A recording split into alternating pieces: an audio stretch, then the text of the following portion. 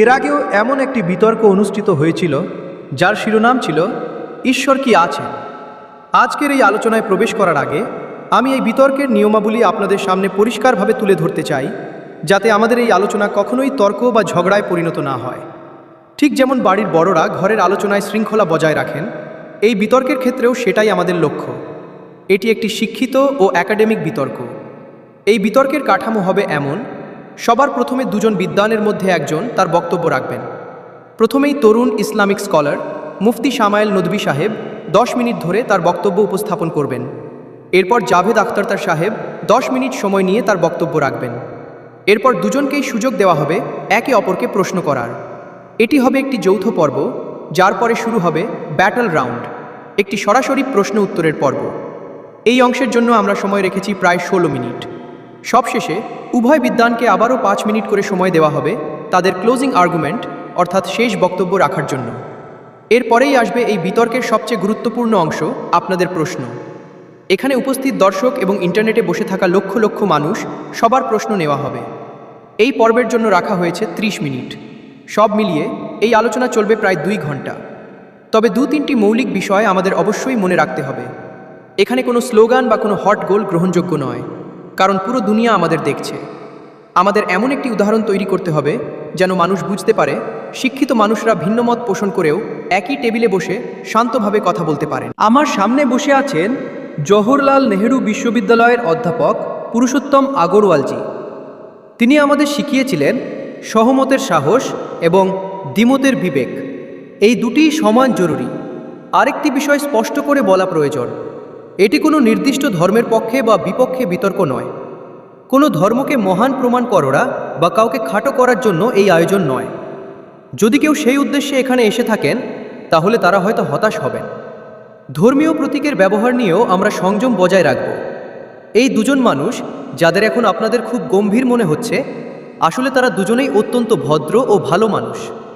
গতকাল সন্ধ্যায় চায়ের আড্ডায় তাদের দেখা হয়েছিল, অনেক হাসি ঠাট্টাও হয়েছিল, এমনকি একসাথে ছবি তোলাও হয়েছে। এটাই প্রমাণ করে যে ইন্টারনেটে আমরা যে হট্টগোল দেখি, বাস্তবে মানুষ অনেক বেশি শান্ত এবং সংলাপের জন্য প্রস্তুত। টুইটারের কথা টুইটারেই থাক। এলন মাস্ক অবশ্য আজকাল একে এক্স বলেন। এখন বিতর্কের শুরুতে আমি আমাদের 2 বিদ্বানের পরিচয় করিয়ে দিতে চাই। যদিও তাদের আলাদা করে পরিচয়ের প্রয়োজন নেই, তবুও সাংবাদিকতায় আমাদের শেখানো হয় কখনো অনুমান করো না, বিজ্ঞানও একই কথা বলে। প্রথমেই মুফতি শামায়েল নদভী সাহেব। তিনি একজন ইসলামিক বিদ্বান, শিক্ষাবিদ এবং কলকাতার ওয়াইহান ফাউন্ডেশনের প্রতিষ্ঠাতা। লখনউয়ের ঐতিহ্যবাহী দারুল উলুম নদওয়াতুল উলামা থেকে তিনি গ্র্যাজুয়েশন সম্পন্ন করেছেন। সোশ্যাল মিডিয়া এবং জনসমক্ষে শিক্ষাদান ও বৌদ্ধিক আলোচনায় তিনি সক্রিয়ভাবে যুক্ত। বর্তমানে তিনি ইন্টারন্যাশনাল ইসলামিক ইউনিভার্সিটি মালয়েশিয়া থেকে পিএইচডি করছেন। মজার বিষয় হলো, পড়াশোনার পাশাপাশি তিনি ট্র্যাভেল ব্লগও তৈরি করেন। পেট্রোনাস টাওয়ারের সামনে করা তার ব্লগ আমরা ইতিমধ্যেই দেখেছি। অন্যদিকে আমাদের সঙ্গে আছেন জাভেদ আখতার সাহেব। তিনি একজন কবি, শায়ের, গদ্যকার এবং ভারতীয় চলচ্চিত্র জগতের অসংখ্য স্মরণীয় সংলাপ ও গানের রচয়িতা। এছাড়াও নিজের বৈজ্ঞানিক চিন্তাধারা এবং ঘোষিত নাস্তিকতা নিয়ে তিনি বরাবরই স্পষ্টবাদী।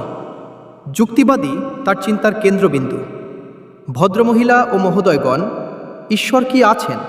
এই প্রশ্নের উত্তর মানুষ যুগ যুগ ধরে খুঁজে চলেছে।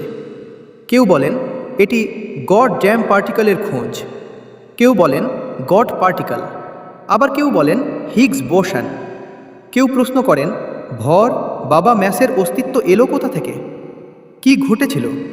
সৃষ্টির আগেও কি কিছু ছিল? সময় শুরু হওয়ার আগেই বা কী ছিল? আবার কেউ বলেন এই সমস্ত অনুসন্ধান যে মানব মস্তিষ্কে চলছে, প্রকৃতির নিয়মের ভেতর দিয়ে এই চিন্তার বিকাশই বা হলো কিভাবে? আমি আশা করি আজকের এই আলোচনায় আমরা এই মৌলিক প্রশ্নগুলোর কিছু উত্তর খুঁজে পেতে পারব। সবচেয়ে আগে আমি মঞ্চে আমন্ত্রণ জানাচ্ছি মুফতি শামায়েল নদভী সাহেবকে। আসুন স্যার।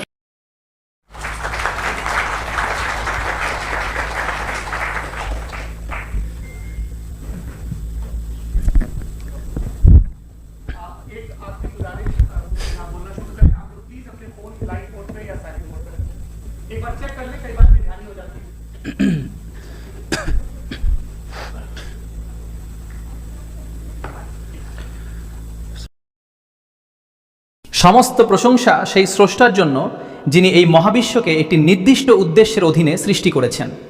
সম্মানিত জাভেদ আখতার সাহেব, সম্মানিত সঞ্চালক সৌরভ দ্বিবেদী সাহেব এবং উপস্থিত সম্মানিত শ্রোতৃবৃন্দ, আজ এখানে উপস্থিত থাকার জন্য আপনাদের সবাইকে ধন্যবাদ। আজকের এই বিতর্কের বিষয় যেহেতু ঈশ্বর কি আছেন, তাই শুরুতেই একটি বিষয় স্পষ্ট করা অত্যন্ত জরুরি। এই প্রশ্নের উত্তর খুঁজতে গেলে মানুষ ভিন্ন ভিন্ন মানদণ্ড ব্যবহার করতে পারে, কিন্তু বিতর্কের শুরুতেই আমাদের ঠিক করে নিতে হবে আজকের আলোচনায় কোনো মানদণ্ড গ্রহণযোগ্য হবে আর কোনোটি হবে না। প্রথম যে মানদণ্ডটির কথা সাধারণত বলা হয় তা হলো বিজ্ঞান। আমি জানি সম্মানিত জাভেদ আখতার সাহেব খুব দ্রুত এই মানদণ্ডটির দিকে যেতে পারেন, কিন্তু বাস্তবতা হলো বিজ্ঞান নিজেই ঈশ্বরের অস্তিত্ব প্রমাণ করার বা অস্বীকার করার সরাসরি কোনো উপকরণ নয়। এই কথা আমি বলছি না, এই কথা বলছেন বিজ্ঞানেরই বিশেষজ্ঞরা। ন্যাশনাল একাডেমি অফ সায়েন্সেস স্পষ্টভাবে বলে বিজ্ঞানের কাছে এমন কোনো পদ্ধতি নেই যার মাধ্যমে ঈশ্বরের অস্তিত্ব প্রমাণ বা অপ্রমাণ করা যায়। এর কারণ হলো বিজ্ঞান কাজ করে প্রত্যক্ষ প্রমাণের ওপর, আর প্রত্যক্ষ প্রমাণ সীমাবদ্ধ আমাদের প্রাকৃতিক ও ভৌত জগতের মধ্যেই। অথচ ঈশ্বর কোনো ভৌত সত্তা নন, তিনি অতি প্রাকৃত বাস্তবতা। সুতরাং যে যন্ত্র ভৌত বাস্তবতা পরিমাপের জন্য তৈরি তা দিয়ে অতি প্রাকৃত বাস্তবতাকে যাচাই করা সম্ভব নয়। এই কারণে আজকের এই বিতর্কে ঈশ্বরের অস্তিত্ব প্রমাণ বা অস্বীকার করার জন্য বৈজ্ঞানিক প্রমাণকে মানদণ্ড হিসেবে গ্রহণ করা হবে না। দ্বিতীয় যে মানদণ্ডটি হতে পারে তা হল ওহি বা ঐশী প্রত্যাদেশ, কিন্তু এই মানদণ্ডটিও আজকের আলোচনায় প্রাসঙ্গিক নয়। কেননা আমার কাছে ওহি একটি বৈধ জ্ঞানসূত্র হলেও সম্মানিত জাভেদ আখতার সাহেবের কাছে এটি গ্রহণযোগ্য জ্ঞানসূত্র নয়। তাই আমি আজকের আলোচনায় কোনো ধর্মগ্রন্থ থেকে একটি প্রমাণও উপস্থাপন করব না, যাতে তা তার কাছে অগ্রহণযোগ্য না হয়। এখন আসে তৃতীয় মানদণ্ড, প্রত্যক্ষ পর্যবেক্ষণ। অনেকেই বলেন যদি ঈশ্বর থাকেন তবে তাকে দেখাও, কিংবা বলেন ঈশ্বরের অস্তিত্বের প্রত্যক্ষ প্রমাণ দাও, কিন্তু এটি আসলে ভুল যন্ত্র দিয়ে সত্য যাচাই করার চেষ্টা। বিষয়টি এমন যেন কেউ আমাকে বলে আপনি ধাতু শনাক্ত করার যন্ত্র দিয়ে প্লাস্টিক শনাক্ত করে দেখান। এখন যেহেতু প্লাস্টিক ধরা পড়ছে না, তাই কি বলা যাবে প্লাস্টিকের অস্তিত্ব নেই? না, সমস্যা প্লাস্টিকে নয়, সমস্যা যন্ত্রে। এই যন্ত্রটি প্লাস্টিক শনাক্ত করার জন্য তৈরি হয়নি। ঠিক তেমনি ঈশ্বরের অস্তিত্ব যাচাই করতে প্রত্যক্ষ প্রমাণ দাবি করা একটি শিশুসুলভ দাবি। আর সম্মানিত জাভেদ আখতার সাহেব এই স্তর অনেক আগেই অতিক্রম করেছেন। সুতরাং এখন একটাই মানদণ্ড বাকি থাকে, বুদ্ধি, যুক্তি এবং বিচারবোধ। এই মানদণ্ডের মাধ্যমেই ঈশ্বরের অস্তিত্ব প্রমাণ বা অস্বীকার করা সম্ভব। কিন্তু যেহেতু বিষয়টি অত্যন্ত গুরুত্বপূর্ণ ও সংবেদনশীল, তাই এখানে যে যুক্তি দেওয়া হবে তা হতে হবে একেবারে স্পষ্ট, নির্দিষ্ট এবং অস্বীকার অযোগ্য। এমন যুক্তি যা 2 আর 2 4 হওয়ার মতো পরিষ্কার।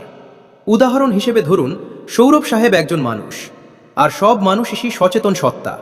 সুতরাং সৌরভ সাহেবও একজন সচেতন সত্তা। এটি কি অস্পষ্ট যুক্তি? না, এটি একেবারে নির্দিষ্ট ও অস্বীকার অযোগ্য যুক্তি। এই যুক্তিকে যুক্তির মাধ্যমে বাতিল করা সম্ভব নয়। তাই আজ যদি সম্মানিত জাভেদ আখতার সাহেব ঈশ্বরের অস্তিত্ব না থাকার পক্ষে এমন কোনো নির্দিষ্ট ও অস্বীকার অযোগ্য যুক্তি দেন, তবে আমি নিশ্চিতভাবে তা গ্রহণ করব এবং গভীরভাবে বিবেচনা করব। তবে একই সঙ্গে আমি একটি ভবিষ্যৎবাণীও করে রাখছি, এমন কোনো নির্দিষ্ট যুক্তি কেউ কখনো দিতে পারবে না। আমরা যুক্তি উপস্থাপন করব, নির্দিষ্ট যুক্তি দেব, এমন যুক্তি দেব যা সমগ্র নাস্তিক জগতও খণ্ডন করতে পারবে না। চলুন একটি সহজ উদাহরণ কল্পনা করি। ধরুন আমরা সবাই একটি নির্জন দ্বীপে আছি, যেখানে আমাদের আগে কোনো মানুষ কখনো যায়নি। হঠাৎ হাঁটতে হাঁটতে আপনার চোখে পড়ল একটি গোলাপি রঙের বল মাটিতে পড়ে আছে। আপনার মনে প্রথম যে প্রশ্নটি আসবে তা হলো, এই বলটি এখানে এলো কিভাবে? কেনই বা এলো? এটি কেন গোলাপি রঙের? অন্য কোনো রঙও তো হতে পারত। এটি কেন এই আকারের? অন্য কোনো আকারও তো হতে পারত। স্বাভাবিকভাবেই আপনি এই সিদ্ধান্তে পৌঁছাবেন যে নিশ্চয়ই কেউ আছে যে নির্দিষ্ট এই বৈশিষ্ট্যগুলো দিয়ে বলটি তৈরি করেছে এবং এখানে রেখে গেছে। কারণ আপনি জানেন এই বলটির অস্তিত্ব অপরিহার্য নয়। এটি ঠিক থাকতেও পারত, নাও থাকতে পারত। আর যদি থাকতেই হতো তবে অন্য কোনো রূপেও থাকতে পারত। এখন এই বলটিকে কল্পনায় বড় করতে থাকুন, বড় করতে থাকুন, এত বড় করুন যতক্ষণ না সেটি পুরো মহাবিশ্বের আকার ধারণ করে। এখন বলুন তো, আকার বড় হয়ে যাওয়ায় কি প্রশ্ন বদলে যাবে? একেবারেই না। তখনও প্রশ্ন একই থাকবে, এই মহাবিশ্ব কোথা থেকে এলো? এই নির্দিষ্ট বৈশিষ্ট্যগুলো নিয়ে কোথা থেকে এলো? কেন এলো? কে একে সৃষ্টি করলো? এই প্রশ্ন তখনও বৈধ থাকবে। কিন্তু এই প্রশ্নটি যদি আমরা জনাব জাভেদ আখতার সাহেবকে করি, তাহলে যেহেতু তার বিশ্বদৃষ্টি নাস্তিকতাবাদী, এবং শুধু তার নয়, যত নাস্তিক এবং যারা নাস্তিক বিশ্বদৃষ্টি ধারণ করেন তাদের কাছে যদি জিজ্ঞেস করা হয় এই মহাবিশ্ব কোথা থেকে এলো, তবে তাদের উত্তর হয় আর্গুমেন্ট ফ্রম ইগনোরেন্স, নয়তো ডগম্যাটিক হবে। হয় তারা বলবে আমি জানি না এটি কোথা থেকে এলো, অতএব ঈশ্বর নেই, এটি স্পষ্টতই আর্গুমেন্ট ফ্রম ইগনোরেন্স। অথবা তারা বলবে এই মহাবিশ্ব নিজে নিজেই সৃষ্টি হয়ে গেছে, যার মানে দাঁড়ায় এই বলটিও নিজে নিজেই সৃষ্টি হয়ে যাওয়া উচিত ছিল।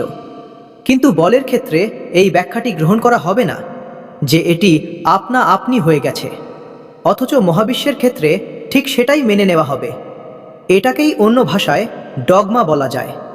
দ্বিতীয়ত, আমাদের জাভেদ আখতার সাহেব অবশ্যই গড অফ দ্য গ্যাপসের উদাহরণও দেবেন এবং বলবেন যে আগেকার যুগে বিদ্যুৎ চমকালেই মানুষ এক দেবতার দিকে আর বৃষ্টি হলেই আরেক দেবতার দিকে তা আরোপ করত, কারণ তাদের কাছে তখন ব্যাখ্যা ছিল না।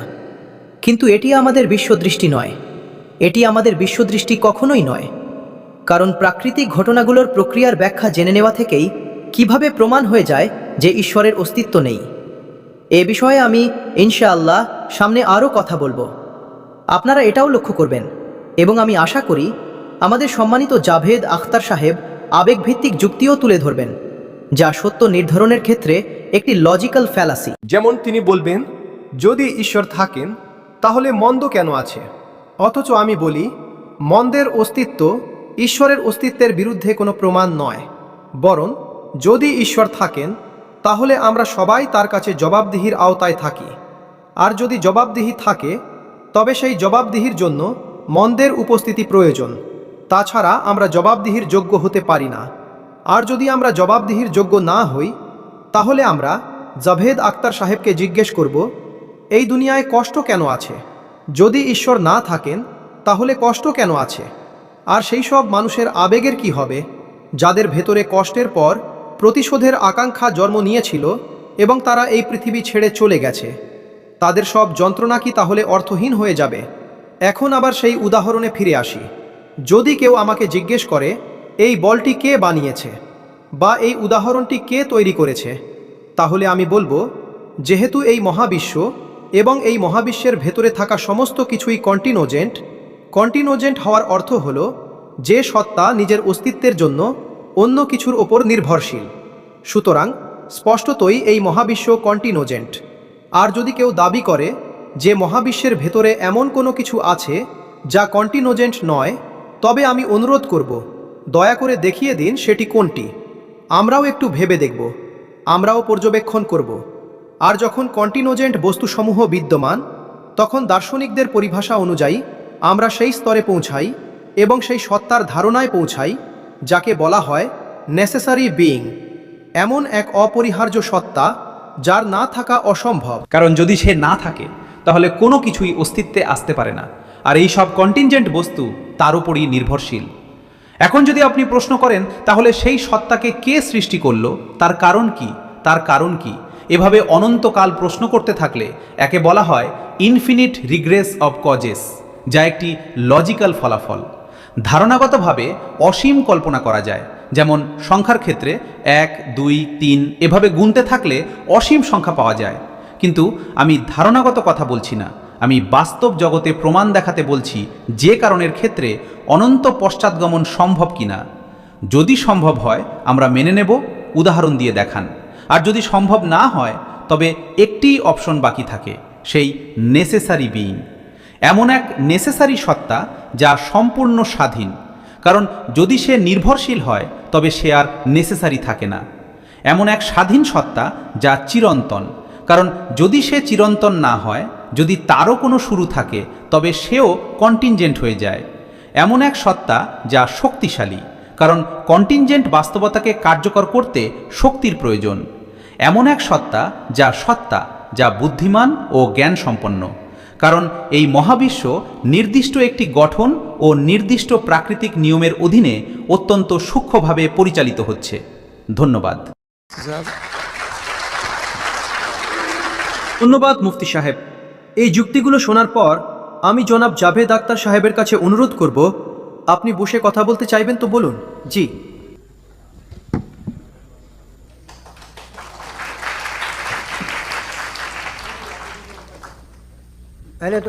প্রথমেই আমি মুফতি সাহেবকে একটি ভালো খবর দিতে চাই।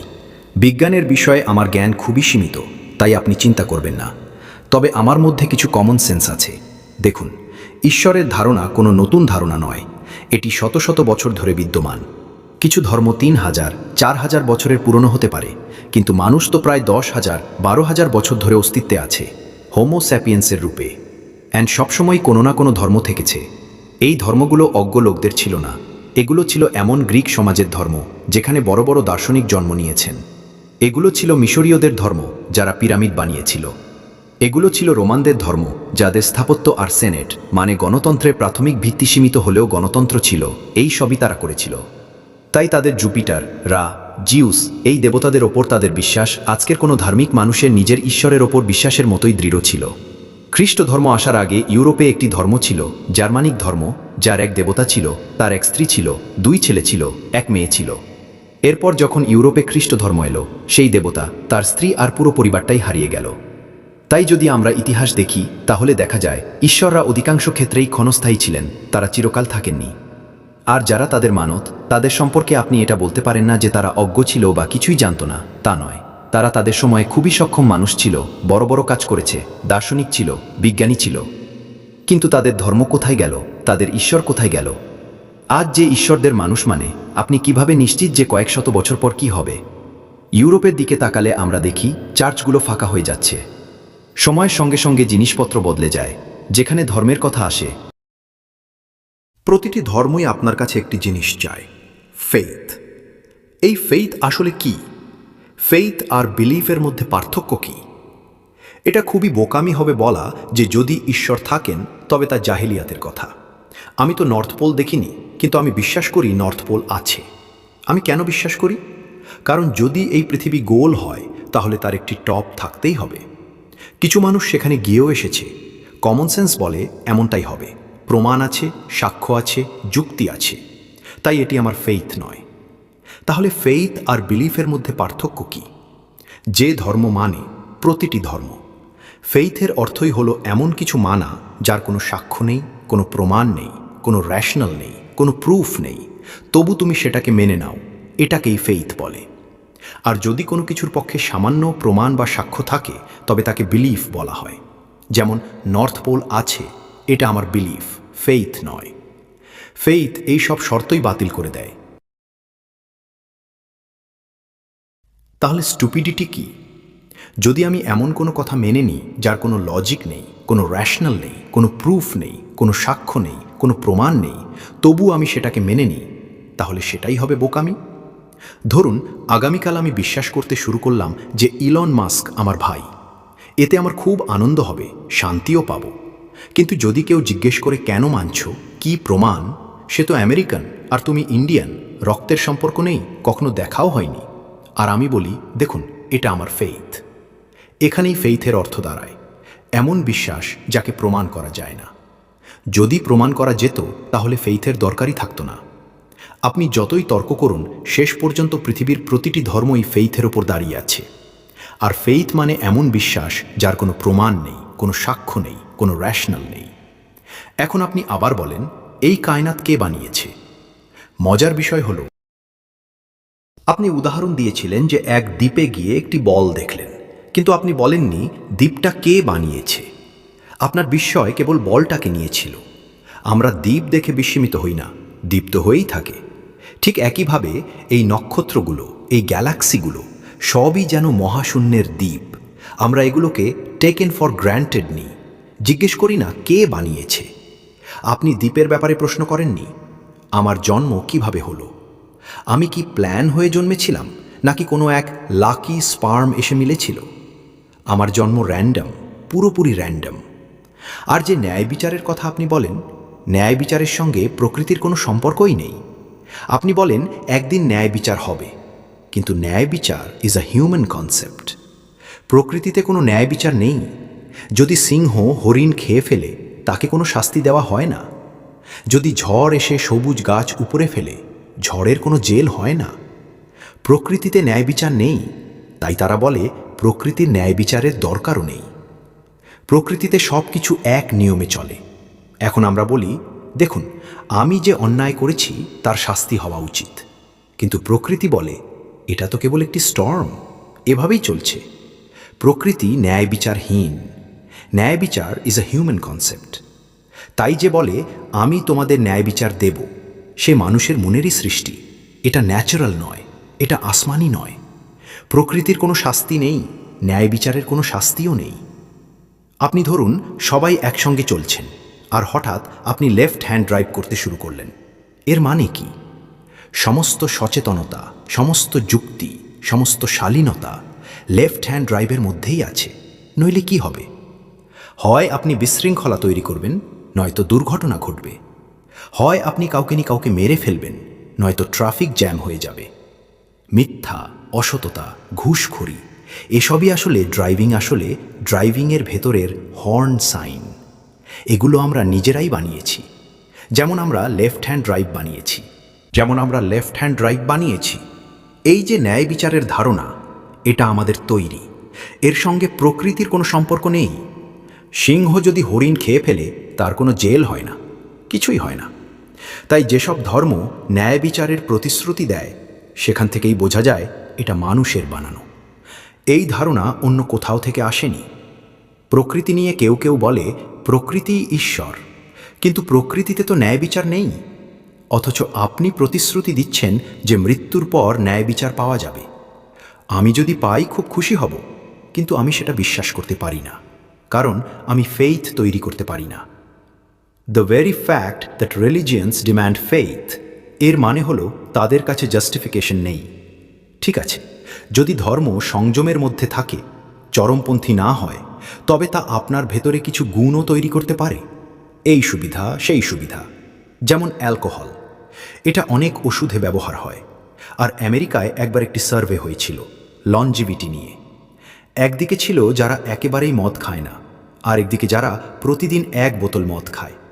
দেখা গেছে সবচেয়ে বেশি দীর্ঘায়ু হয় যারা দিনে 2 পেগ মদ খায় আর ভালো খাবার খায়। তবু আমরা মদকে খারাপ মনে করি। আমিও খারাপই মনে করি। কেন? কারণ কিছু জিনিসে আসক্তির প্রবণতা থাকে, যা বাড়তেই থাকে। আজ পর্যন্ত আমি এমন কাউকে দেখিনি যে দুধ খায়। 10 বছর পরেও দেখবেন সে 1 গ্লাসই দুধ খায়, সকালে থেকে সারাদিন দুধ খেতেই থাকে, এমন হয় না। কিন্তু অ্যালকোহলে আমি দেখেছি মানুষ অ্যালকোহলিক হয়ে যায়। এটাই সেই প্রবণতা। ধর্মের মধ্যেও এই প্রবণতা থাকে যে তা বাড়তে থাকে, ক্যান্সারের মতো, মদের মতো। কিছু মানুষ হয়তো এটাকে সঠিকভাবে ব্যবহার করে। আমি বিশ্বাস করি আমাদের মুফতি সাহেবও তাদের একজন। এতে আমার খুব ভালো লেগেছে। কিন্তু এমন মানুষ কতজন? আজ পৃথিবীতে যে ধ্বংসযজ্ঞ দেখছেন, তাতে কতটা ভূমিকা রয়েছে তাদের, যারা নিজেদের বিশ্বাসী বলে ধর্ম এটা বলে না, ওটা বলে। হয়তো বলে, কিন্তু যখন তারা ধর্ম খেতে শুরু করে তখন এমনভাবেই গিলতে থাকে। অল্প হলে হয়তো খুব ভালো কথা, কিন্তু মদ কখনো অল্পতেই থাকে না। এর ভেতরে শুরু থেকেই বাড়তে থাকার প্রবণতা থাকে। ঠিক যেমন শরীরে যদি প্রথমে 2-3টি ক্যান্সারের সেল থাকে, মানুষ তখনও সুস্থই থাকে, কিন্তু সেই 2-3টি সেল আর থেমে থাকে না, সেগুলো जावेद साहब टाइम टाइम हो गया। जो बस बात खत्म हो गई। अच्छा, मुझे कुछ और कहने को था भी नहीं। এখন আমি প্রথম জবাবি পর্বের জন্য মুফতি সাহেবকে আমন্ত্রণ জানাচ্ছি। রিবাটাল রাউন্ড, আপনার হাতে সময় আছে।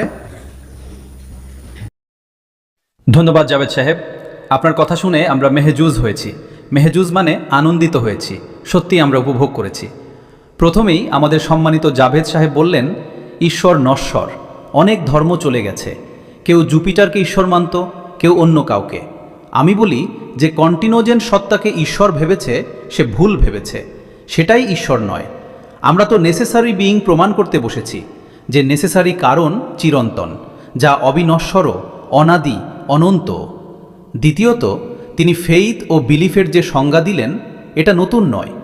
প্রথমবার এই সংজ্ঞা দেননি তিনি, এটি প্রথমে দিয়েছেন রিচার্ড ডাউকিন্স। আমি জানি এই সোর্স কোথা থেকে এসেছে। এপিস্টেমোলজিক্যালি ফেইথ আর বিলিফের পার্থক্য এভাবে করা যায় না। ফেইথও সঠিক হতে পারে, ভুলও হতে পারে। বিলিফও সঠিক হতে পারে, ভুলও হতে পারে। যে বিশ্বাস লজিক, রিজন ও এভিডেন্স দ্বারা সমর্থিত, সেই ফেইথ সঠিক। আর আপনি যে ফেইথের কথা বলছেন, যা অযৌক্তিক, যার পেছনে কিছুই নেই, আমরা সেটার পক্ষেই নই। আমরা এমন কোনো ফেইথ মানি না যার পেছনে লজিক নেই, এভিডেন্স নেই। আমরা সেই ফেইথের পক্ষেই যার পেছনে লজিক আছে এবং এভিডেন্স আছে। আজ এখানে প্রশ্ন এটা নয় আপনি ফেইথ নিলেন না বিলিফ নিলেন। আজ প্রশ্ন হলো ট্রুথ কি, ট্রু বিলিফ কি, ট্রু ফেইথ কি, আর ফালস ফেইথ কি, ফালস বিলিফ কি। আলোচনা সেটাই। এরপর তিনি জিজ্ঞেস করলেন স্টুপিডিটি কি। যদি ধর্মীয় ফেইথ স্টুপিডিটি না হয়, তাহলে স্টুপিডিটি কি? আমি বলি স্টুপিডিটি হলো নাস্তিকতা। কেন? ধরুন আপনি রাস্তা দিয়ে যাচ্ছেন, একটি বাগানে ঢুকে দেখলেন ফুল দিয়ে লেখা আছে আই লাভ জাবেদ আখতার, এবং সত্যি স্যার আমিও আপনাকে ভালোবাসি। এখন সেখানে পৌঁছে আপনি কি বলবেন? ওয়াও, কি চমৎকার ন্যাচারাল সিলেকশন। না, এটা স্পষ্টভাবে ডিজাইন করা, এর পেছনে ডিজাইনার আছে। সুতরাং যদি কেউ এই সাধারণ বোধের কথাটাই মানতে রাজি না হয় যে এত নিখুঁতভাবে কাজ করা এই মহাবিশ্ব নিজে নিজেই হয়ে গেছে, তাহলে আমি মনে করি এর চেয়ে বড় বোকামি আর কিছু নেই। এটা সম্পূর্ণ অযৌক্তিক কথা। এরপর আমাদের সম্মানিত বক্তা বললেন, আপনি বলের দিকে ফোকাস করেছেন, দ্বীপের দিকে করেননি। আর আমি বলছি, দ্বীপকে কে বানিয়েছে সেটাই বোঝানোর জন্য তো বলের উদাহরণ দিয়েছি। বলও কন্টিনোজেন্ট, দ্বীপও কন্টিনোজেন্ট, দুটোই নেসেসারি বিইংয়ের দাবি করে।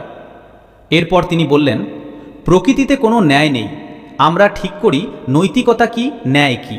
যেমন ড্রাইভিংয়ের নিয়ম বা ট্রাফিকের আইন, এটা কোনো ঈশ্বর বলেননি, এটাকে বলা হয় ফালস ইকুইভ্যালেন্স।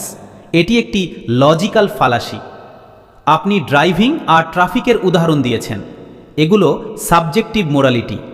আর সাবজেক্টিভ মোরালিটির উদাহরণ দিয়ে অবজেক্টিভ মোরালিটির ওপর কিছু চাপিয়ে দেওয়া যায় না। ন্যায় বিচার হলো অবজেক্টিভ মোরালিটি।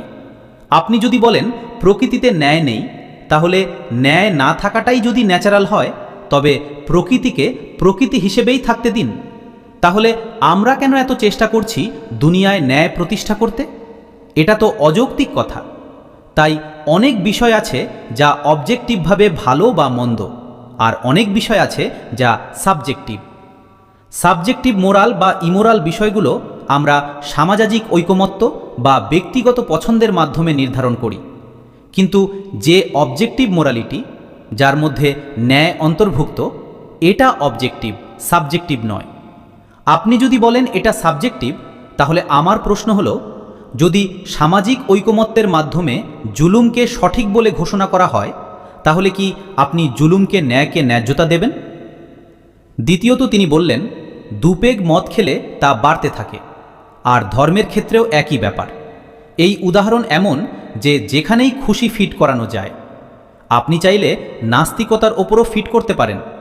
আপনি যদি দুপেগ নাস্তিকতা খান, সেটাও বাড়তে বাড়তে নর্থ কোরিয়া হয়ে।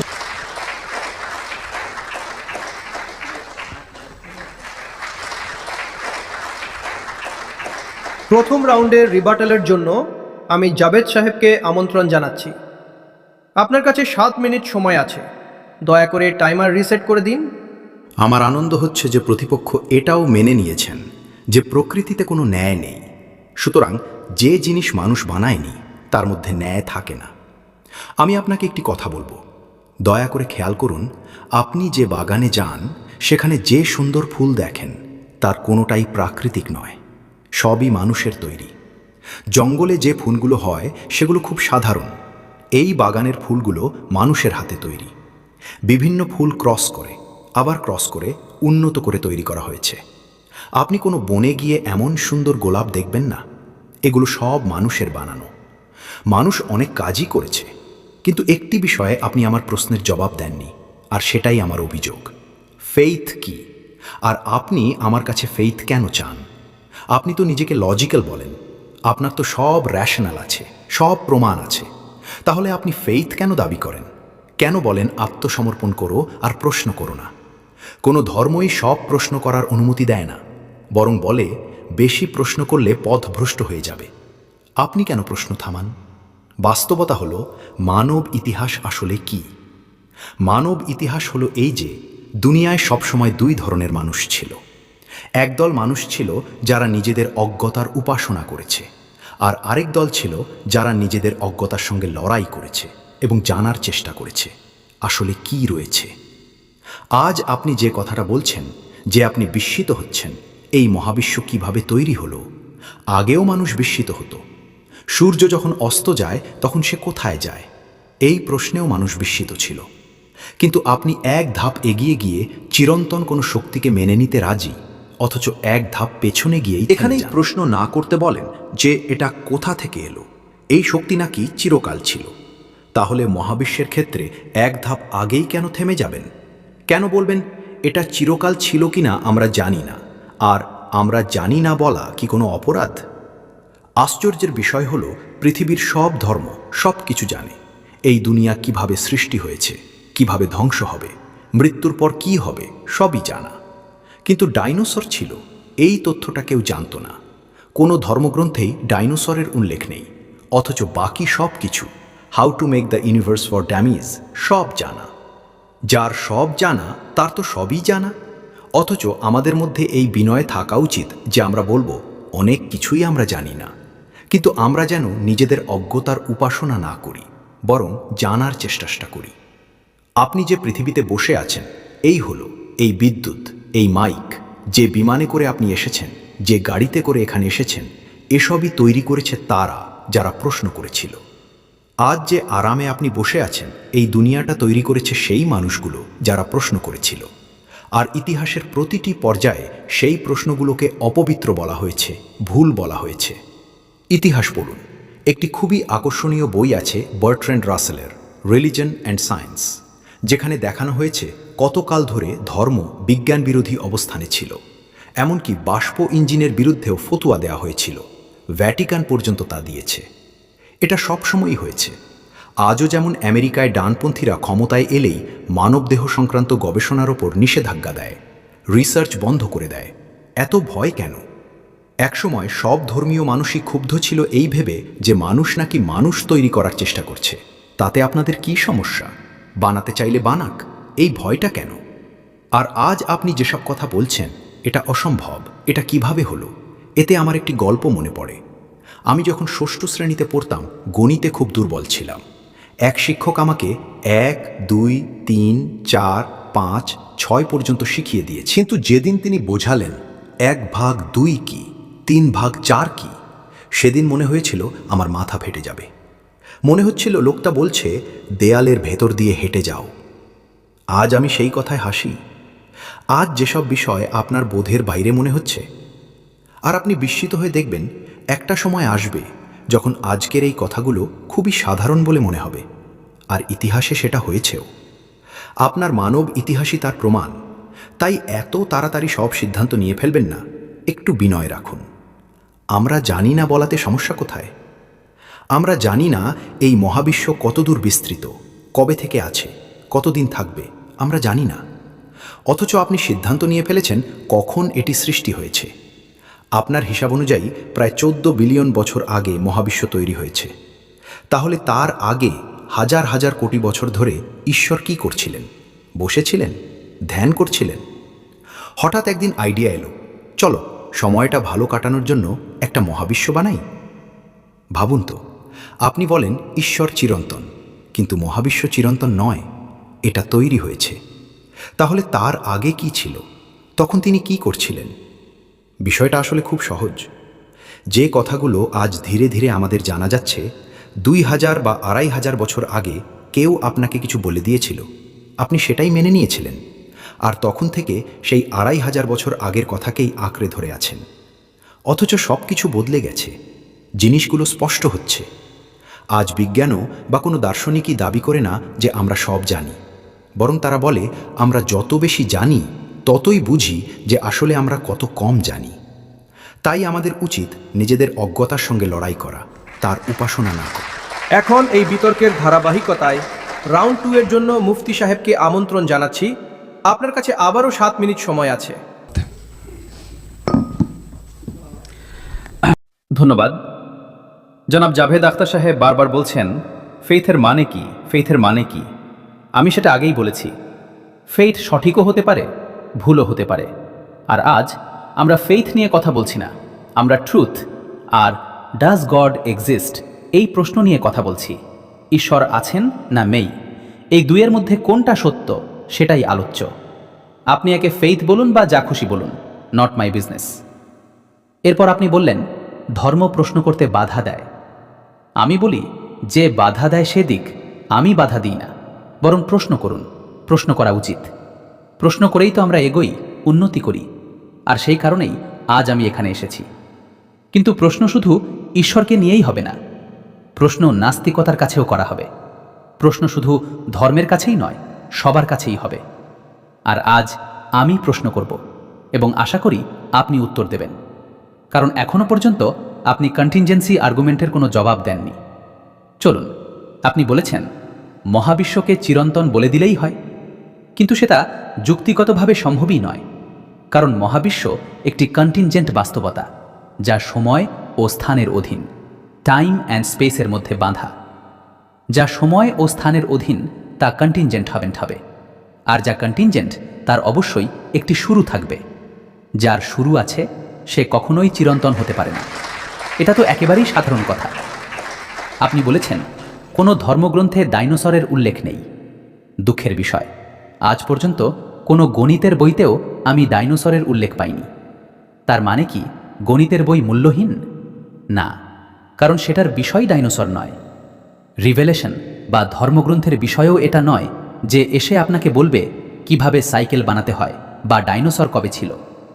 সেগুলো এসেছে নৈতিকতা শেখাতে, ঈশ্বর সম্পর্কে জানাতে, অভৌত বাস্তবতার সত্য শেখাতে। ধর্ম বিজ্ঞানকে বাধা দেয় না, বিজ্ঞানকে নয়। যদি দেয় তবে সেটা ভুল করে। ধর্ম বাধা দেয় সায়েন্টিজমকে। এখানেই আমাদের সঙ্গে জনাবের মতভেদ। বিজ্ঞান আর সায়েন্টিজম এক জিনিস নয়। সায়েন্টিজম হলো এই দাবি করা যে বিজ্ঞান ও বৈজ্ঞানিক পদ্ধতি জ্ঞান অর্জনের একমাত্র উৎস। এটাকেই আমরা প্রত্যাখ্যান করি। বিজ্ঞানকে আমরা অগ্রসর করি। আমাদের পুরো ইতিহাস পড়লে আপনি তা বুঝতে পারবেন, যদিও এটা আলাদা বিষয়। এরপর তিনি বললেন ভ্যাটিকান ফতুয়া দিয়েছে। ভ্যাটিকান আর ফতুয়া এই দুটো পরস্পর বিরোধী শব্দ, এদের কোনো সম্পর্ক নেই। এরপর তিনি বললেন আমরা জানি না।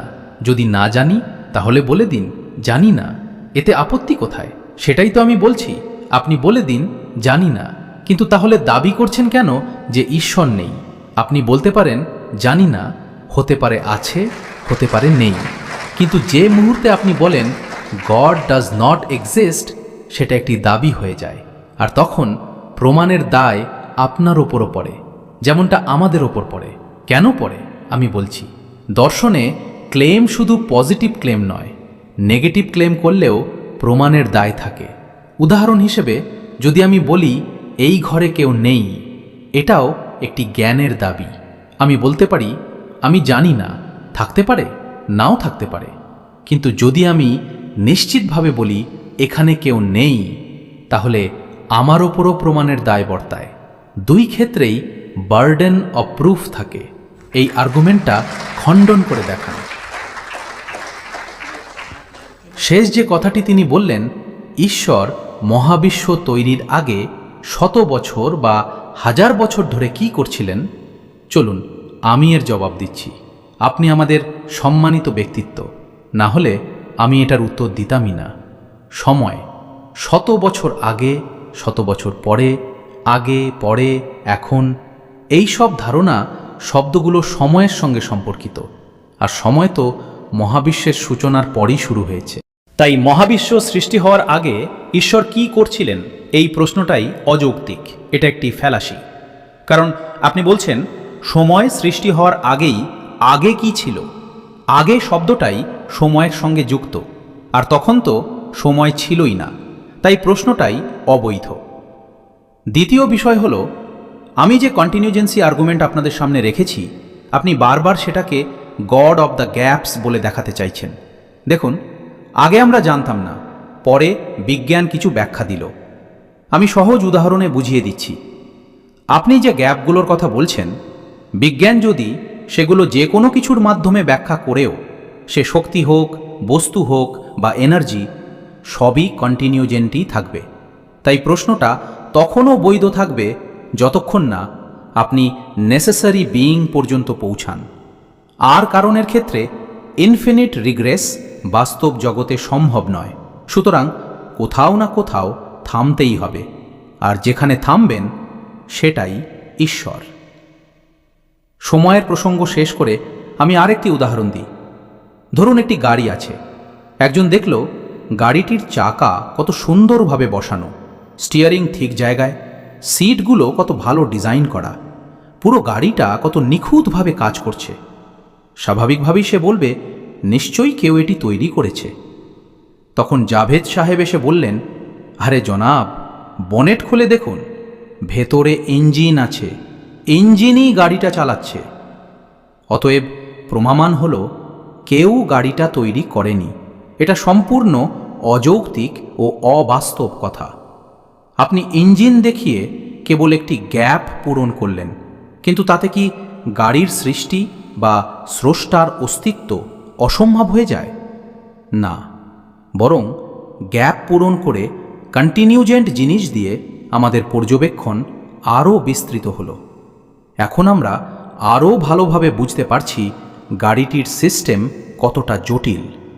আগে কম জানতাম, এখন জটিলতা আরও স্পষ্ট হয়েছে, আর আমাদের নিশ্চিততা আরও বেড়েছে যে নিশ্চয়ই কেউ না কেউ এই গাড়িটা বানিয়েছে। ঠিক একই বিষয় মহাবিশ্বের ক্ষেত্রেও প্রযোজ্য।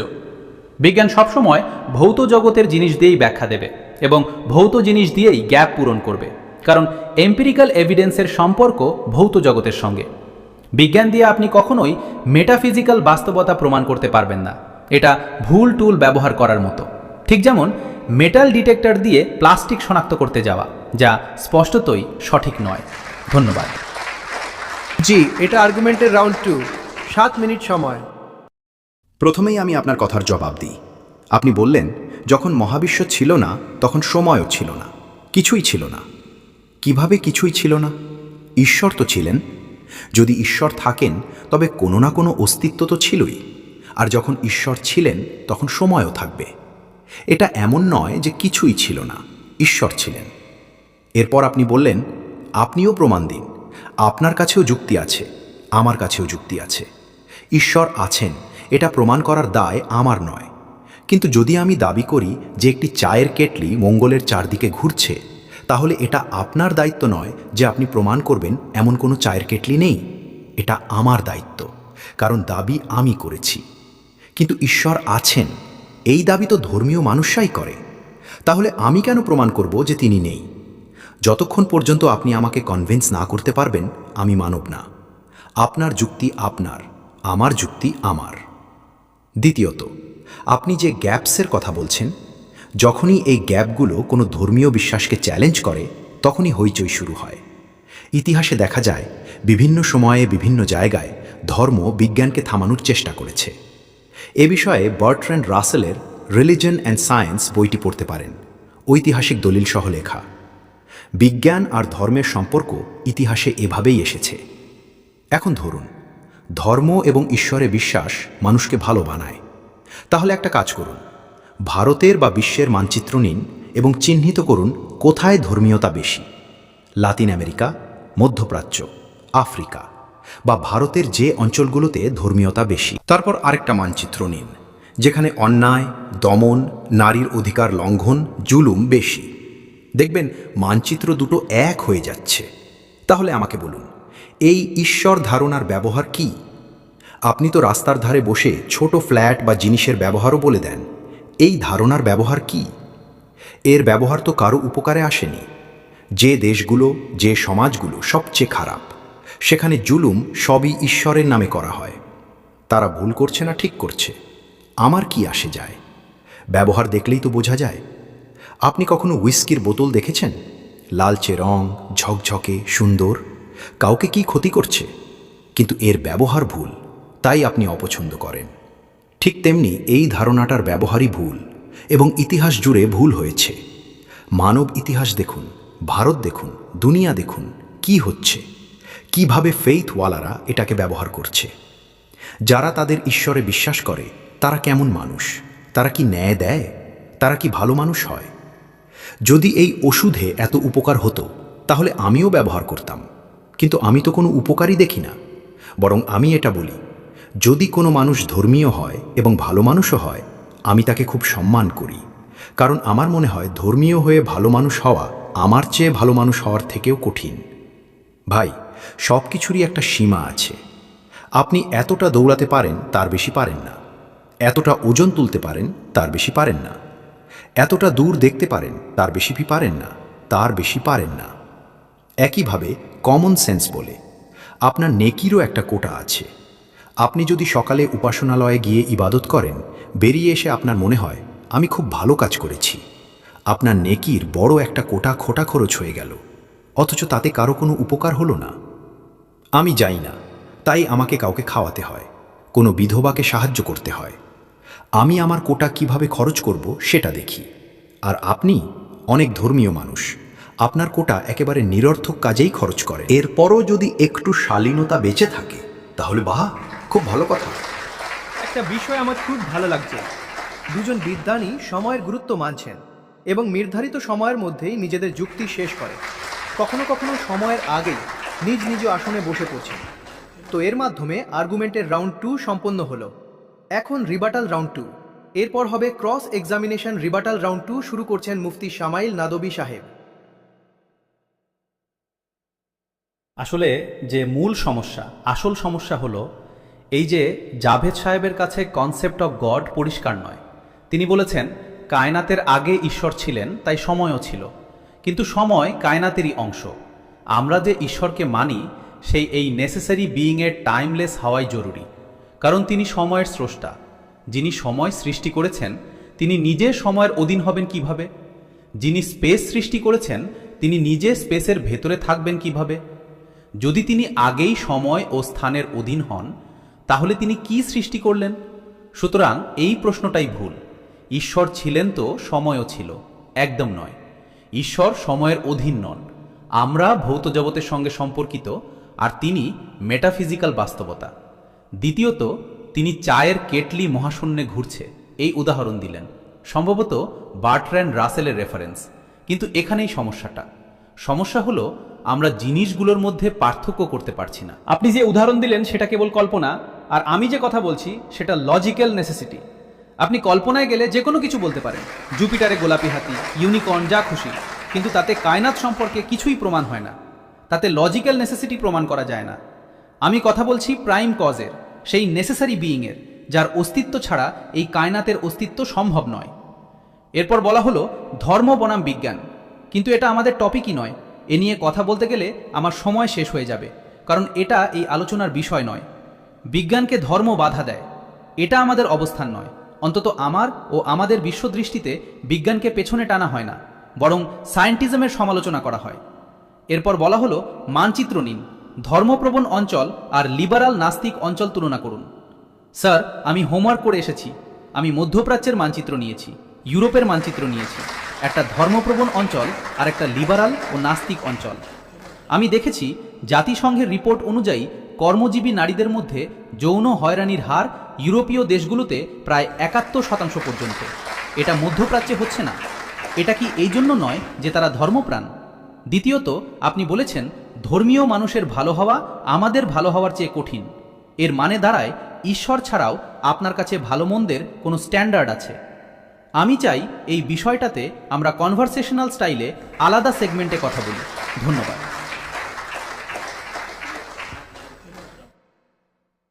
এটা রিবাটাল রাউন্ড 2। আপনার হাতে 5 মিনিট সময় আছে, এরপর ক্রস এক্সামিনেশন শুরু হবে। আপনি চাইলে রিবাটালে তাদের প্রশ্নগুলোর জবাবও দিতে পারেন। দেখুন, প্রথমেই যে কথাটা, এই উদাহরণ ভুল না, ভুলই। কারণ শুরুতেই তিনি আমাদের নিরস্ত্র করে দিয়েছেন এই বলে যে কেবল বুদ্ধি বা লজিক দিয়ে এখানে পৌঁছানো যায় না। এটা নাকি মেটাফিজিক্যাল বিষয়। মেটাফিজিক্যাল শব্দটা এমনভাবে ব্যবহার করা হয় যেন এটা খুব বড় কিছু, অথচ আসলে কেউ ঠিকঠাক জানেই না এর মানে কি। ভাই, মেটাফিজিক্যাল বলতে কি বোঝায় খুলে বলুন। আপনি যখন আমার সঙ্গে কথা বলছেন, যুক্তি করছেন, তখন আমাকে লজিক্যালভাবে প্রমাণ দিন। আর যদি বলেন এটা মেটাফিজিক্যাল, লজিক দিয়ে ধরা যায় না, তাহলে আমরা কথা বলছি কেন? কোন ভাষায় এই কথোপকথন হচ্ছে? আর এই যে বলা হচ্ছে সময়ের আগে সময় ছিল না, অথচ বলা হচ্ছে তিনি চিরকাল আছেন ও চিরকাল থাকবেন। চিরকাল তো সময়েরই ধারণা। যদি সময় না থাকে তাহলে সব সময় কথাটা আসছে কোথা থেকে? থাকবেন, এই থাকাটাই তো সময়ের সঙ্গে যুক্ত। এরপর আপনি বললেন সেখানে বালুকণা বেশি। ঠিক আছে, কিন্তু আমরা একবার দেখি এই দুনিয়াটা কিভাবে চলছে। যদি সত্যিই এমন এক সর্বশক্তিমান সত্তা থাকেন যার ইচ্ছা ছাড়া পাতাও নড়ে না, দুনিয়ার অবস্থা কি? ৪৫,০০০ শিশু ১০ বছরেরও কম বয়সী গাজায় মারা গেছে। ক্ষুধায় কালাহান্ডিতে শিশু মারা যায়, ডিপথেরিয়ায় শিশু মারা যায়, ভয়ঙ্কর রোগ, গলায় ঝিল্লি জমে শ্বাস বন্ধ হয়ে যায়, শিশুর শরীর নীল হয়ে যায়। এগুলো হয় গরিবের শিশুর সঙ্গে। যদি তিনি সর্বশক্তিমান হন, যা ইচ্ছা করতে পারেন, তাহলে আমরা দোয়া কেন করি? এই কাজটা করে দাও। ওটা করে দাও মানে তিনি হস্তক্ষেপ করেন, তাহলে তিনি দেখছেন আর হস্তক্ষেপ করছেন। এটা যদি সত্য হয়, তবে আমি যখন দুনিয়াটা দেখি আমার হৃদয়ে তার জন্য কোনো সম্মান জন্মায় না। তিনি কি করছেন? আপনি সর্বশক্তিমান, সর্বত্র উপস্থিত। তাহলে গাজায়ও তো আপনি ছিলেন। আপনি দেখছিলেন শিশুদের কিভাবে টুকরো টুকরো করা হচ্ছে, আপনি দেখছিলেন। আর তারপরও চান আমি আপনার উপাসনা করব? আরে ভাই, আমাদের প্রধানমন্ত্রী তো এর চেয়ে ভালো, কিছু তো খেয়াল রাখেন। আশ্চর্য, আপনি কার কথা বলছেন? যদি তিনি থেকেও থাকেন, এই দুনিয়া অন্যায়, জুলুম, নিপীড়ন আর সহিংসতায় ভরা। আর দয়া করে এটা বলবেন না যে তিনি দেখছেন আর একদিন বিচার করবেন। যদি তিনি দেখেন আর হস্তক্ষেপ না করেন, তাহলে আপনি দোয়া কেন করেন? আপনি বলেন আমার এই কাজটা করে দাও, মানে তিনি হস্তক্ষেপ করতে পারেন। তিনি আপনাকে চাকরি দিতে পারেন, কারো মেয়ের বিয়ে করাতে পারেন, কারো ছেলেকে গ্রিন কার্ড পাইয়ে দিতে পারেন। তাহলে অন্তত এই যে শিশুদের মৃত্যু হচ্ছে, এটা তো থামাতে পারতেন। আমার কাছে মনে হয় যদি সত্যি এই দুনিয়ার কোনো মালিক থাকেন, কোনো সর্বশক্তিমান শাসক থাকেন, আর এই দুনিয়া এমনভাবেই চলতে থাকে, তাহলে সেটা খুবই লজ্জার।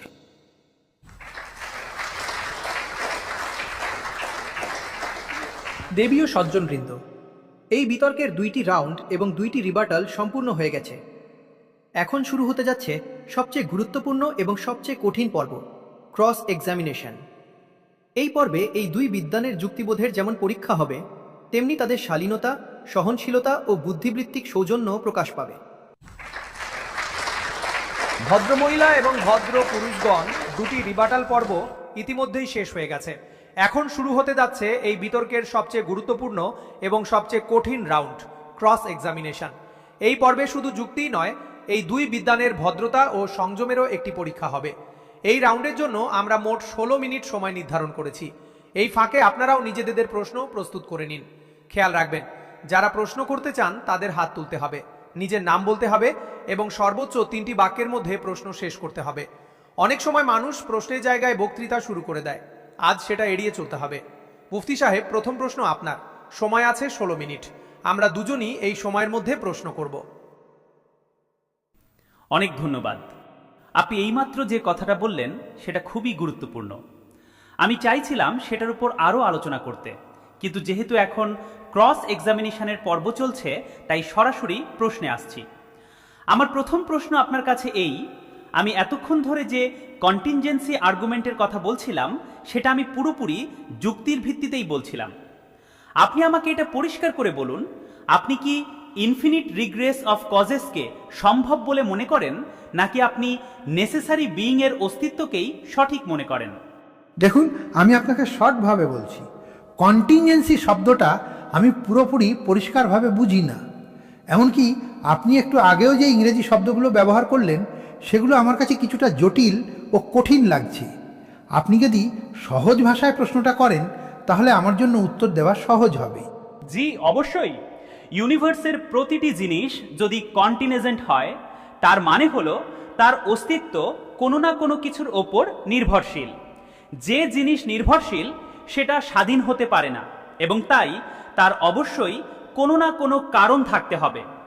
এখন প্রশ্ন হলো, আপনি কি মনে করেন এই কারণের শৃঙ্খলটা অনন্তকাল ধরে চলতে পারে? মানে এক কারণের পেছনে আরেক কারণ, তার পেছনে আরেক কারণ, এভাবে শেষহীনভাবে? কারণ যদি সত্যি এমন হতো তাহলে যুক্তিগতভাবে আমরা কোনোদিনই অস্তিত্বে আসতাম না। সেই হিসাবে ইনফিনিট রিগ্রেস সম্ভব নয়। কোনো না কোনো জায়গায় এসে থামতেই হয়, একটা নেসেসারি পয়েন্টে। না, থামার কোনো প্রয়োজন নেই। কে বলেছে থামতেই হবে? আপনি থামেন খোদার কাছে। আপনি বলেন খোদা সব সময় থেকেই আছেন। এমন এক সময় ছিলেন যখন সময়ই ছিল না। আপনি নিজে কোথায় থামেন? আপনি তো কখনো বলেন না এইখানে এসে সব শুরু হয়েছে। তাহলে আমরা কেন এটা মানতে পারি না যে ইউনিভার্স বা মাল্টিভার্স সবসময়ই আছে? এটা তৈরি হয়, ভেঙে যায়, আবার তৈরি হয়। আমরা জানি ব্ল্যাক হোল সব কিছু গিলে নেয়, আবার এক সময় বিস্ফোরণ ঘটে, আবার বিস্তার হয়। এতে আমাদের কোনো অকাত নেই। মানুষ তো এই বিশাল কসমিক স্কেলে খুবই ক্ষুদ্র। আমরা হয়তো 50-60 বছর বাঁচি, অথচ কায়নাতের বয়স কোটি কোটি বিলিয়ন বিলিয়ন বছর। এমন এক বিশাল মহাবিশ্বে যেখানে আমাদের জন্মই হয়েছে প্রায় অর্থহীনভাবে, সেখানে এটা ভাবা যে সব কিছুর পেছনে কোনো নির্দিষ্ট উদ্দেশ্য বা নির্ভরশীলতা আছে, সেটাই বা কেন বাধ্যতামূলক হবে? আমরা তো দেখছি এই মহাবিশ্ব প্রসারিত হচ্ছে। কোথায় প্রসারিত হচ্ছে, কেন প্রসারিত হচ্ছে, এটাই এখনও গবেষণার বিষয়। আমি দূরবীন দিয়ে যে গ্যালাক্সি দেখি সেটা হয়তো 2 বিলিয়ন আলোকবর্ষ দূরে। এই বিশাল দূরত্বের সঙ্গে আমার কোনো সম্পর্কই নেই। 2 বিলিয়ন আলোকবর্ষ মানে যদি আমি সেকেন্ডে 80,000 মাইল গতিতেও চলি, তবুও সেখানে পৌঁছাতে আমার প্রায় 20 কোটি বছর লেগে যাবে। তাহলে প্রশ্ন হচ্ছে, এর প্রয়োজনটাই বা কী ছিল? এই পৃথিবী, এই চায়না, সব কিছু কি মানুষকে কেন্দ্র করেই বানানো হয়েছে? এই পুরো ইউনিভার্স, এই দুনিয়া, সব কিছু মানুষকে কেন্দ্র করেই তৈরি। কি মুফতি সাহেব, ঠিক তো? জি, একদম। আমরা অনেক কিছুর কারণই জানি না, কিন্তু শুধুমাত্র আমার জানা নেই বলেই যে কোনো কিছুর পেছনে কোনো কারণ নেই সেটা তো বলা যায় না। এটাকে বলা হয় আর্গুমেন্ট অফ লিমিটেড পার্সপেক্টিভ, মানে আমার দৃষ্টিভঙ্গি সীমিত। আচ্ছা, যেমন আমি জানি না তেমন আমার দায়িত্বও নেই। এখানেই বার্ট্রান্ড রাসেলের কথাটা একদম ঠিক। আপনি কোনো দাবি করলে সেটা প্রমাণ করার দায়িত্ব আপনার। আমি কেন প্রমাণ করব যে আপনার দাবি ভুল? আমি তো সেই দাবি করিনি। এই দায় আমার ওপর বর্তায় না। জনাব, আপনি এখনো আর্গুমেন্ট অফ কন্টিনজেন্সির সরাসরি জবাব দিচ্ছেন না। এটা তো ক্রস এক্সামিনেশনের রাউন্ড। আপনি কি মুফতি সাহেবকে কোনো প্রশ্ন করতে চান? আমি আসলে ফেইথ নিয়ে একটা প্রশ্ন করতে চাই। ধরা যাক ঈশ্বর বিভিন্ন ধর্মের জন্য বিভিন্ন রিভেলেশন দিয়েছেন, কিন্তু সেই রিভেলেশনগুলো একরকম নয়। কোথাও এক কথা বলা হয়েছে, কোথাও তার বিপরীত কথা। এক জায়গায় যেটা করা যাবে বলা হচ্ছে, অন্য জায়গায় সেটাই নিষিদ্ধ। তাহলে কি সব ধর্মের নৈতিক বিধান এক? অনেক সময় আমার মনে হয়, ধরা যাক কোনো ফুটবল ফাইনাল চলছে, লাখ লাখ মানুষ স্টেডিয়ামে, কোটি কোটি মানুষ টিভিতে দেখছে। সেই সময় যদি হঠাৎ আকাশ থেকে এক গম্ভীর কণ্ঠ শোনা যায়, আমি ঈশ্বর, তাহলে তো সবাই শুনবে, টিভিতেও শোনা যাবে, আর সব বিতর্ক সেখানেই শেষ হয়ে যাবে। তাহলে এত গোপনীয়তা কেন? অন্তত কোনো শক্ত প্রমাণ তো সামনে আসতে পারে। সবসময় বলা হয় এই ইউনিভার্স কিভাবে তৈরি হলো, কিন্তু এতে সমস্যার সমাধান কি হচ্ছে? আমি বরং জিজ্ঞেস করি, ঈশ্বর কিভাবে তৈরি হলো? কেন এই প্রশ্ন করা যাবে না? আপনি বলবেন তিনি কায়নাতের চেয়েও অনেক বেশি বুদ্ধিমান, তিনি কায়নাতের আগেও ছিলেন, তিনি সব সময় থেকেই আছেন। ঠিক আছে, আমি ধরে নিলাম, কিন্তু তারপর? আপনি বলেন তিনি কাদিরুল মুতলাক, মানে যা ইচ্ছা করতে পারেন। তিনি চাকরি দিতে পারেন, ভালো জায়গায় বিয়ে দিতে পারেন, প্রতিবেশীর মামলা হারাতে পারেন, আপনাকে জিতিয়ে দিতে পারেন, সবই পারেন। কিন্তু তাহলে প্রশ্ন হলো, এই দুনিয়া তিনি চালাচ্ছেন কিভাবে? এই পৃথিবী যেভাবে চলছে সেটা দেখে আপনার কি বিস্ময় জাগে না? আপনি বলেন শেষ পর্যন্ত একদিন ন্যায় বিচার হবে, কিন্তু যে শিশুটি ইতিমধ্যে মারা গেছে, যে নিষ্পাপ জীবন শেষ হয়ে গেছে, সে তখন ন্যায় বিচার পাবে? আমি কি জবাব দিতে পারি? সর্বপ্রথম আপনি রিভেলেশন আর স্ক্রিপচারের কথা তুলেছেন। আমি চাইলে সেটার উত্তর দিতে পারি, কিন্তু আজ নয়, সময় কম। অন্য কোনো দিন সেটা আলোচনা করা যাবে, আমি প্রস্তুত আছি। দেখুন, এখন থেকেই দ্বিতীয় রাউন্ডের কথাও শুরু হয়ে গিয়েছে। এখন যেহেতু আজকের আলোচনা ঈশ্বরের অস্তিত্ব নিয়েই, তাই আমি সেই সম্পর্কিত প্রশ্নগুলোকেই গুরুত্ব দেব। আপনি বলেছেন আমি কিছুই প্রমাণ করতে পারিনি, অথচ আর্গুমেন্ট অফ কন্টিনজেন্সি একটি মৌলিক যুক্তি। আচ্ছা, আপনি আমাকে আগে পরিষ্কার করে বলুন, কন্টিনজেন্সি বলতে কি বোঝানো হচ্ছে? কন্টিনজেন্সির অর্থ হল যে কোনো সত্তা যে তার অস্তিত্বে অন্য কিছুর ওপর নির্ভরশীল, যে সত্তা নিজের অস্তিত্বে অন্য কিছুর দ্বারা বাধা, সীমাবদ্ধ বা নির্ভরশীল, তাহলে প্রকাশ্য কথা তার অবশ্যই কোনো কারণ থাকতে হবে। আর এটা সাধারণ যুক্তির কথা। আপনি তো নিজেই যুক্তির কথা বলেন, আমি ঠিক সেটাই করছি। দ্বিতীয় কথা, আপনি বললেন এত বিলিয়ন আলোকবর্ষ দূরে থাকা জিনিসের সঙ্গে আমার সম্পর্কই বা কি? আমার দৃষ্টিতে আপনাকে এভাবে বলা উচিত নয়, I think therefore I am an atheist. বরং আপনার চিন্তাকে শুধু একটি সীমাবদ্ধ বৃত্তের মধ্যে আটকে না রেখে তার বাইরে বেরিয়ে ভাবা উচিত। আপনি তৃতীয় প্রশ্ন করেছেন। আচ্ছা, আপনি একসাথে 2-3টা প্রশ্ন করে ফেলেছেন। আপনি এভাবে প্রশ্ন করলে অনেকের আপত্তি হতে পারে। আপনি যেভাবে খুশি ভাবতে পারেন, এই স্বাধীনতা আপনার নেই, কিন্তু আমার আছে।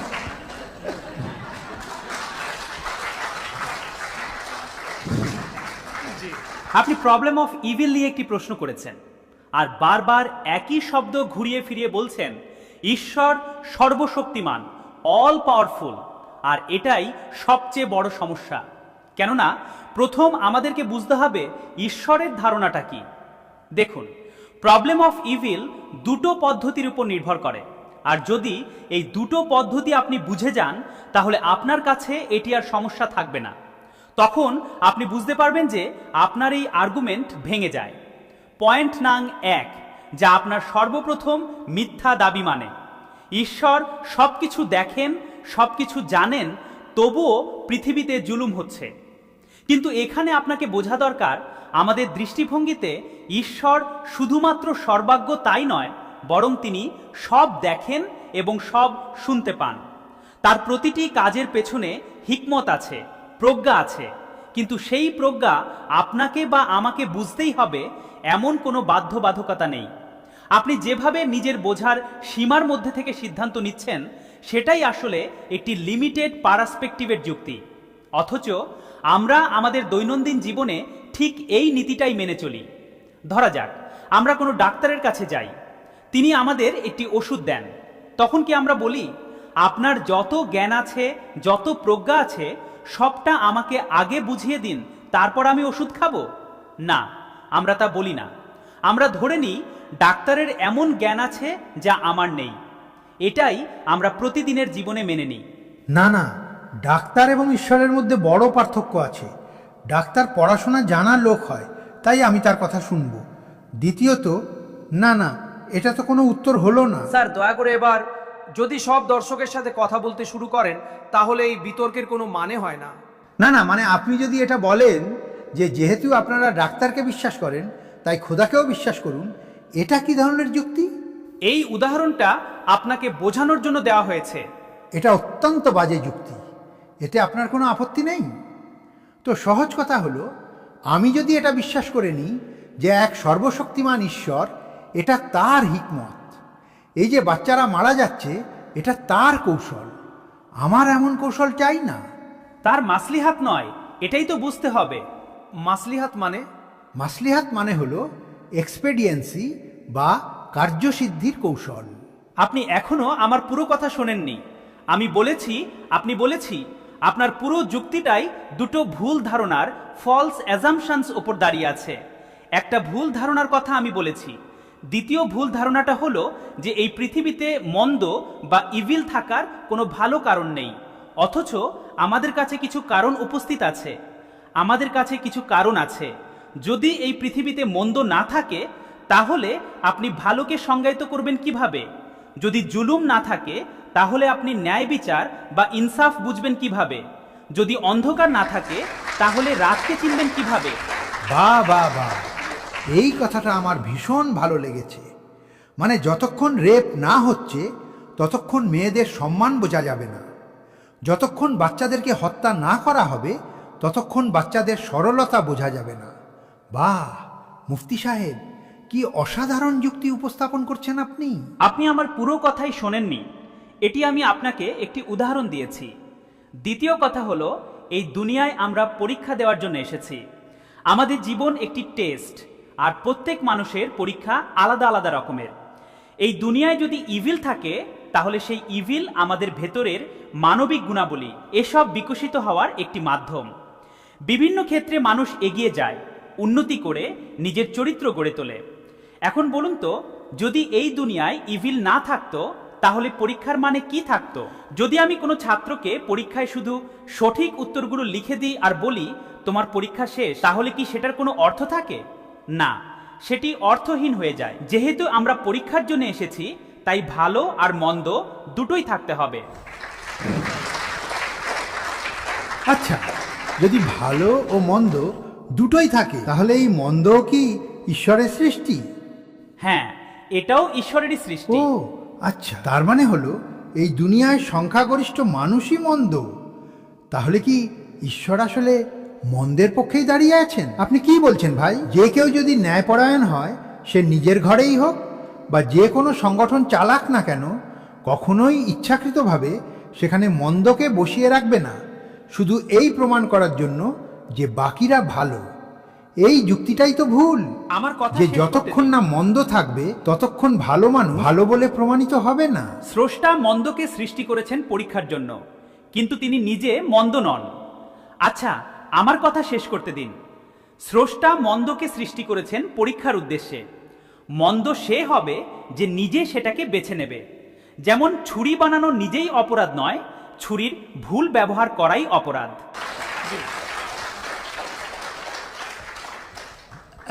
আচ্ছা, তাহলে রেপকে কিভাবে ভুল ব্যবহার করা হয়?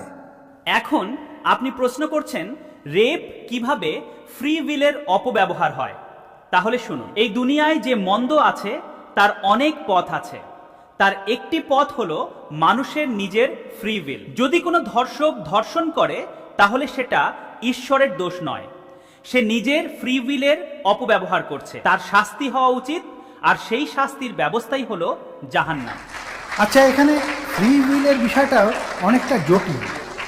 আপনি যখন কোনো খারাপ কাজ করেন বা কোনো মন্দ ঘটনা ঘটে তখন বলা হয় এটা ফ্রি উইল। এই গ্রহে 7 বিলিয়ন ফ্রি উইল চলছে। যদি একজন মানুষ তার ফ্রি উইল দিয়ে আমাকে হত্যা করে, তাহলে আমি কি ঈশ্বরের ইচ্ছায় মারা গেলাম, না ওই মানুষের ফ্রি উইলের কারণে? ঈশ্বর ফ্রি উইলের ব্যবস্থা সৃষ্টি করেছেন, কিন্তু সেই ব্যবস্থার অপব্যবহার করে যদি কেউ আপনাকে হত্যা করে তাহলে সেই হত্যার দায় কার? দায় সেই মানুষেরই, আর তাকেই শাস্তি পেতে হবে। এখন আপনি বলেন, তাহলে কি এটা ভুল বলা যে ঈশ্বরই জীবন দেন এবং ঈশ্বরই মৃত্যু দেন? না, এটা ভুল নয়, কারণ জীবন ও মৃত্যুর পুরো ব্যবস্থাটাই তিনি সৃষ্টি করেছেন।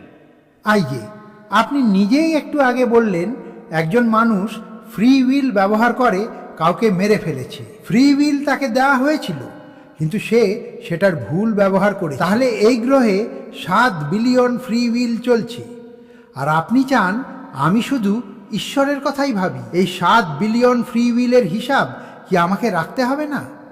এগুলো তো ধ্বংস ডেকে আনছে, আর ধ্বংস বাড়ছেই।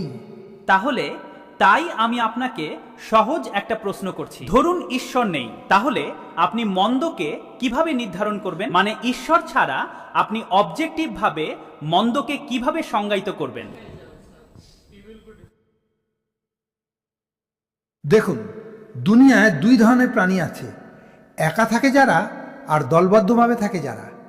যারা দলবদ্ধভাবে থাকে, হোক সেটা পরিবার, ক্লাব, রাজনৈতিক দল বা কোনো ইউনিট, সেখানে মানুষের মধ্যে সম্পর্ক চালানোর জন্য নিয়ম বানাতে হয়। মানে মানুষই ঠিক করে কি করা যাবে কি করা যাবে না। আচ্ছা, যদি মানুষই ঠিক করে যে রেপ করা ঠিক, তাহলে কি আপনি সেটাকে ন্যায্য বলবেন? আপনার ভিত্তি তো তখন এটাই দাঁড়ালো যে মানুষই মন্দ ঠিক করবে। আরে না, কিন্তু বাস্তবতা হলো দুনিয়ায় এমন দল আছে যারা নির্দিষ্ট পরিস্থিতিতে রেপকে জায়েজ মনে করে। কিন্তু আমি তা বিস্তারিত বলছি না, আপনি নিজেই জানেন আইএসআইএস কি করেছে। কিন্তু আইএসআইএস কি করেছে তার সঙ্গে ঈশ্বরের কোনো সম্পর্ক নেই। আমি তো খুব সহজ একটা প্রশ্ন করছি, আপনি মন্দকে সংজ্ঞায়িত করেন কিভাবে? আচ্ছা আচ্ছা, আসুন আবার এই মূল প্রশ্নেই ফিরে আসি। দেখুন, মানুষ একসঙ্গে থাকতে পারে তখনই যখন কিছু নিয়ম তৈরি করা হয়, যেখানে প্রত্যেকের মৌলিক অধিকার থাকে এবং প্রত্যেকে কিছুটা স্বস্তি পায়। একাধিক মানুষ নিয়ে গঠিত যে কোনো ব্যবস্থাই এভাবেই চলে। জীবনের চলার পদ্ধতিটাই এমন। এই ব্যবস্থায় যদি গড়বড় করা হয় তাহলে ধ্বংস নেমে আসে, ক্ষতি হয়, সর্বনাশ দেখা দেয়। ধরুন একটি পরিবার, একজন স্বামী, একজন স্ত্রী, সন্তান, মা, বাবা, 2 বোন, 1 ভাই, সবাই একসঙ্গে থাকছে। সেখানে তো অবশ্যই একটি শৃঙ্খলা দরকার, একসঙ্গে থাকার একটি নিয়ম দরকার, আর একে অপরের ওপর ভরসা থাকতে হবে, একে অপরের মঙ্গল চাইতে হবে, একে অপরকে সাহায্য করতে হবে।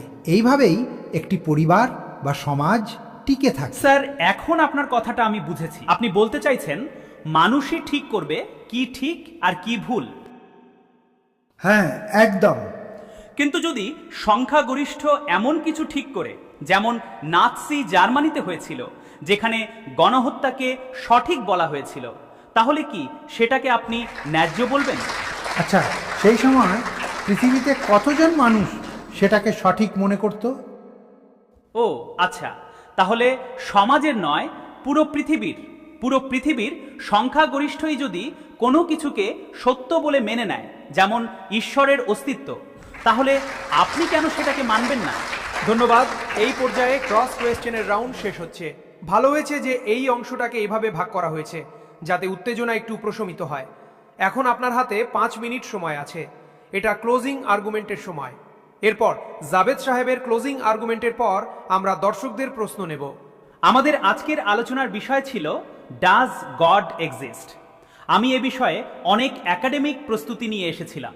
ভেবেছিলাম অনেকগুলো যুক্তি তুলে ধরব, কিন্তু সময়ের স্বল্পতা ছিল আর জাবেদ সাহেব বারবার এদিক ওদিক চলে যাচ্ছিলেন, তাই আলোচনাটা সামলাতেও কিছুটা সময় দিতে হয়েছে।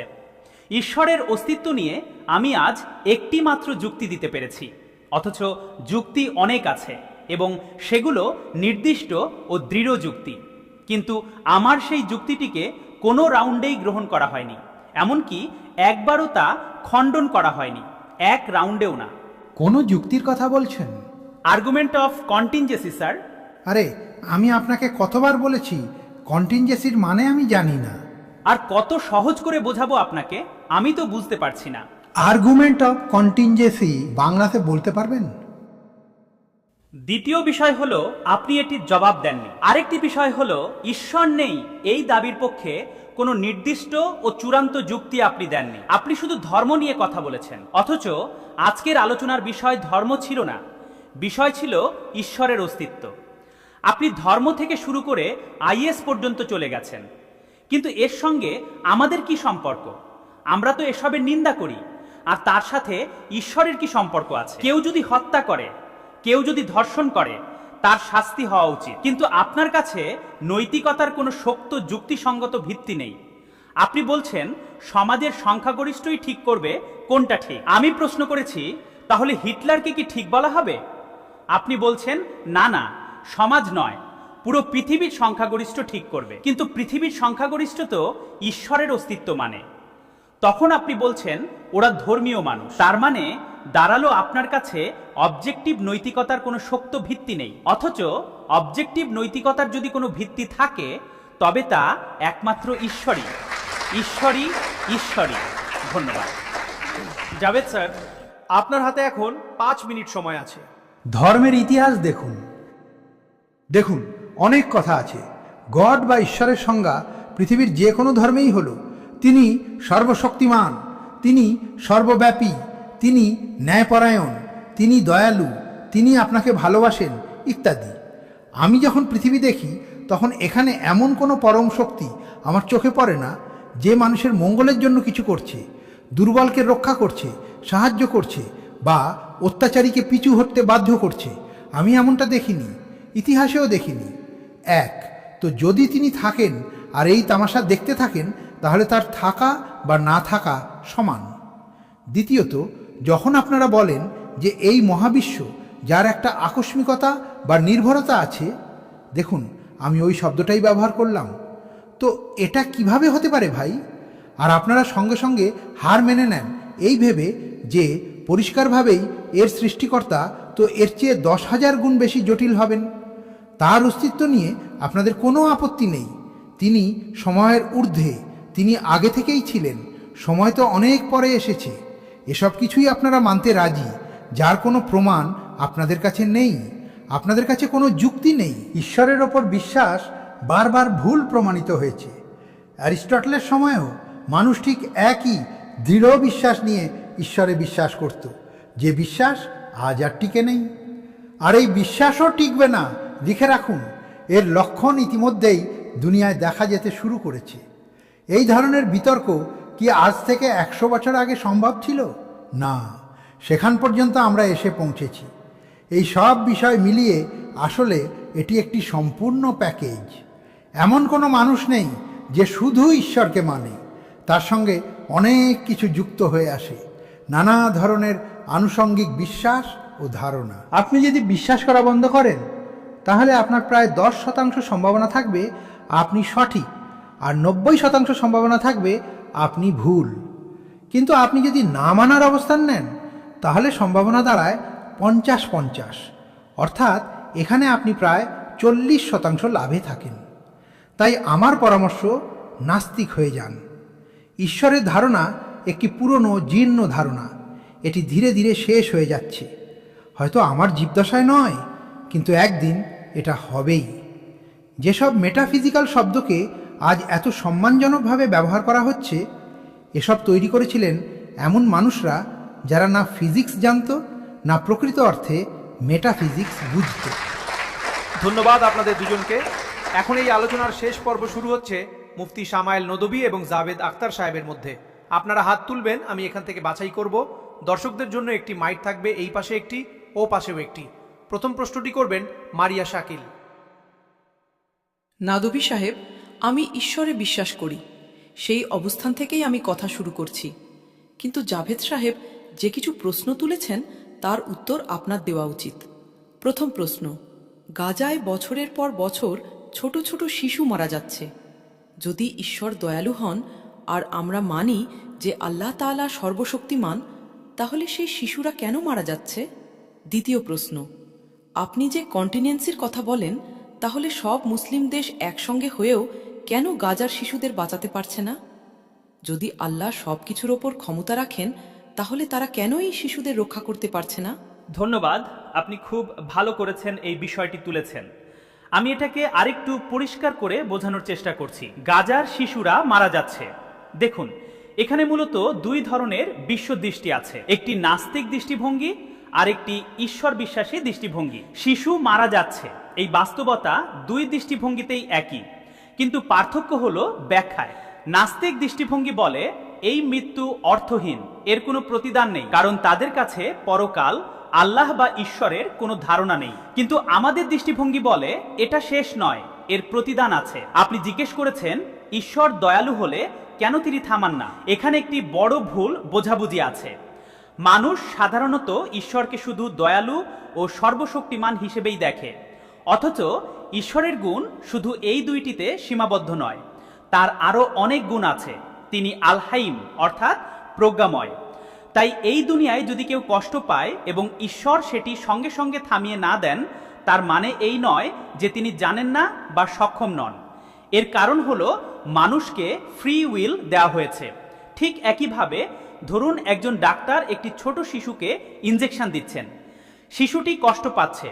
শিশুর সীমিত দৃষ্টিভঙ্গিতে এটি ভুল মনে হয়, এমনকি ডাক্তারকে খারাপও মনে হতে পারে। কিন্তু যখন আপনি পুরো ছবিটা দেখেন, তখন বোঝা যায় এই কষ্ট সুস্থতার জন্যই ছিল। দেখুন, আমাদের আর আপনার হাতে শুধু একটি পিক্সেল আছে। আমরা শুধু এতটুকুই দেখছি যে গাজায় মানুষ মারা যাচ্ছে, কিন্তু এর পেছনে কি পরিমাণ প্রতিদান তাদের জন্য রাখা হয়েছে, সেই সম্পূর্ণ ছবি শুধু ঈশ্বরই দেখেন। একটি পিক্সেল দেখে কখনো পুরো ছবির বিচার করা যায় না। আপনি কি এতে কিছু যোগ করতে চান? আপনি খুব সুন্দর একটি ব্যাখ্যা দিয়েছেন। এটা নিশ্চয়ই ইসরায়েলের প্রধানমন্ত্রীকেও পাঠানো উচিত, তিনি খুশি হয়ে যাবেন।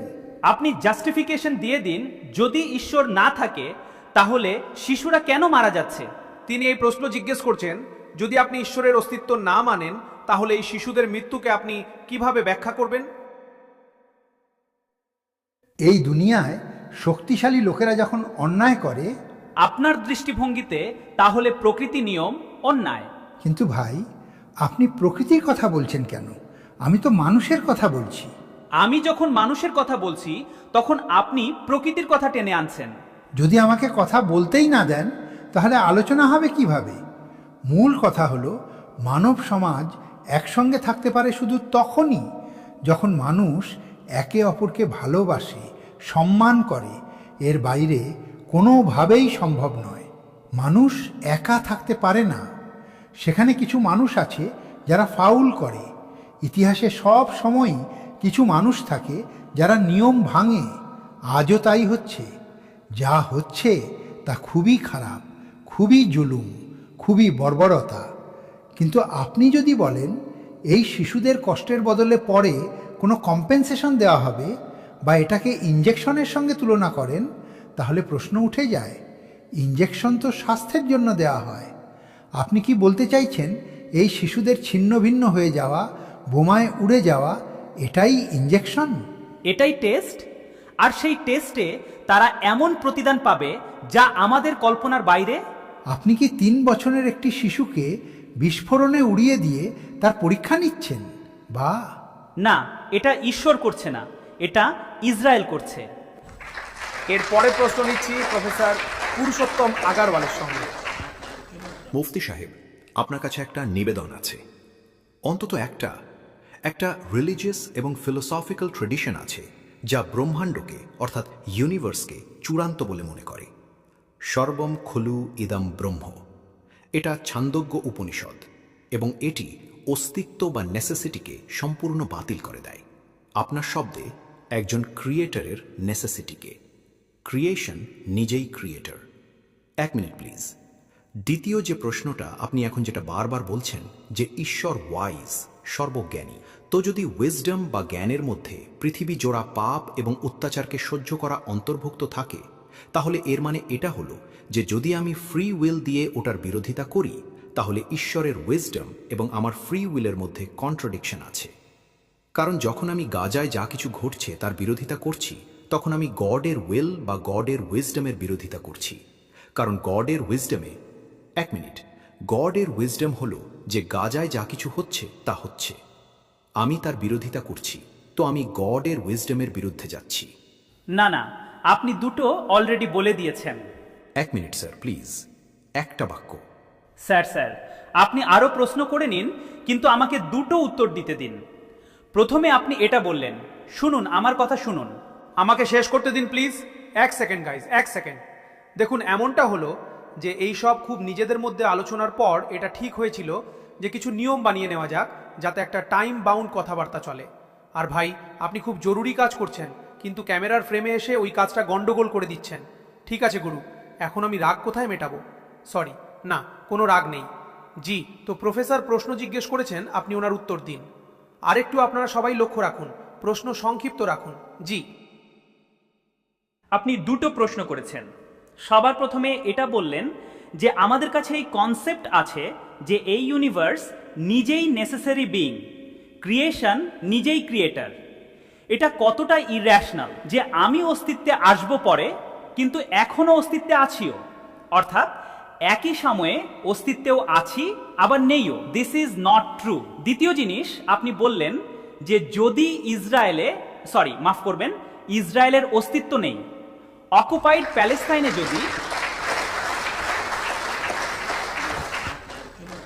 যদি অকুপাইড প্যালেস্টাইনে শিশুদের মারা হচ্ছে ফ্রি উইলের কারণে এবং গড সেটা আটকাচ্ছেন না, এটা কন্ট্রাডিকশন।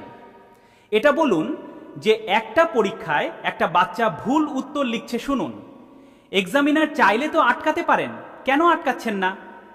ফ্রি উইল দেওয়া হয়েছে টেস্টের জন্য, অ্যাকাউন্টেবিলিটির জন্য। যদি ফ্রি উইল না থাকতো তো আপনি বলতেন আমাদের রোবট বানিয়ে দেওয়া হয়েছে।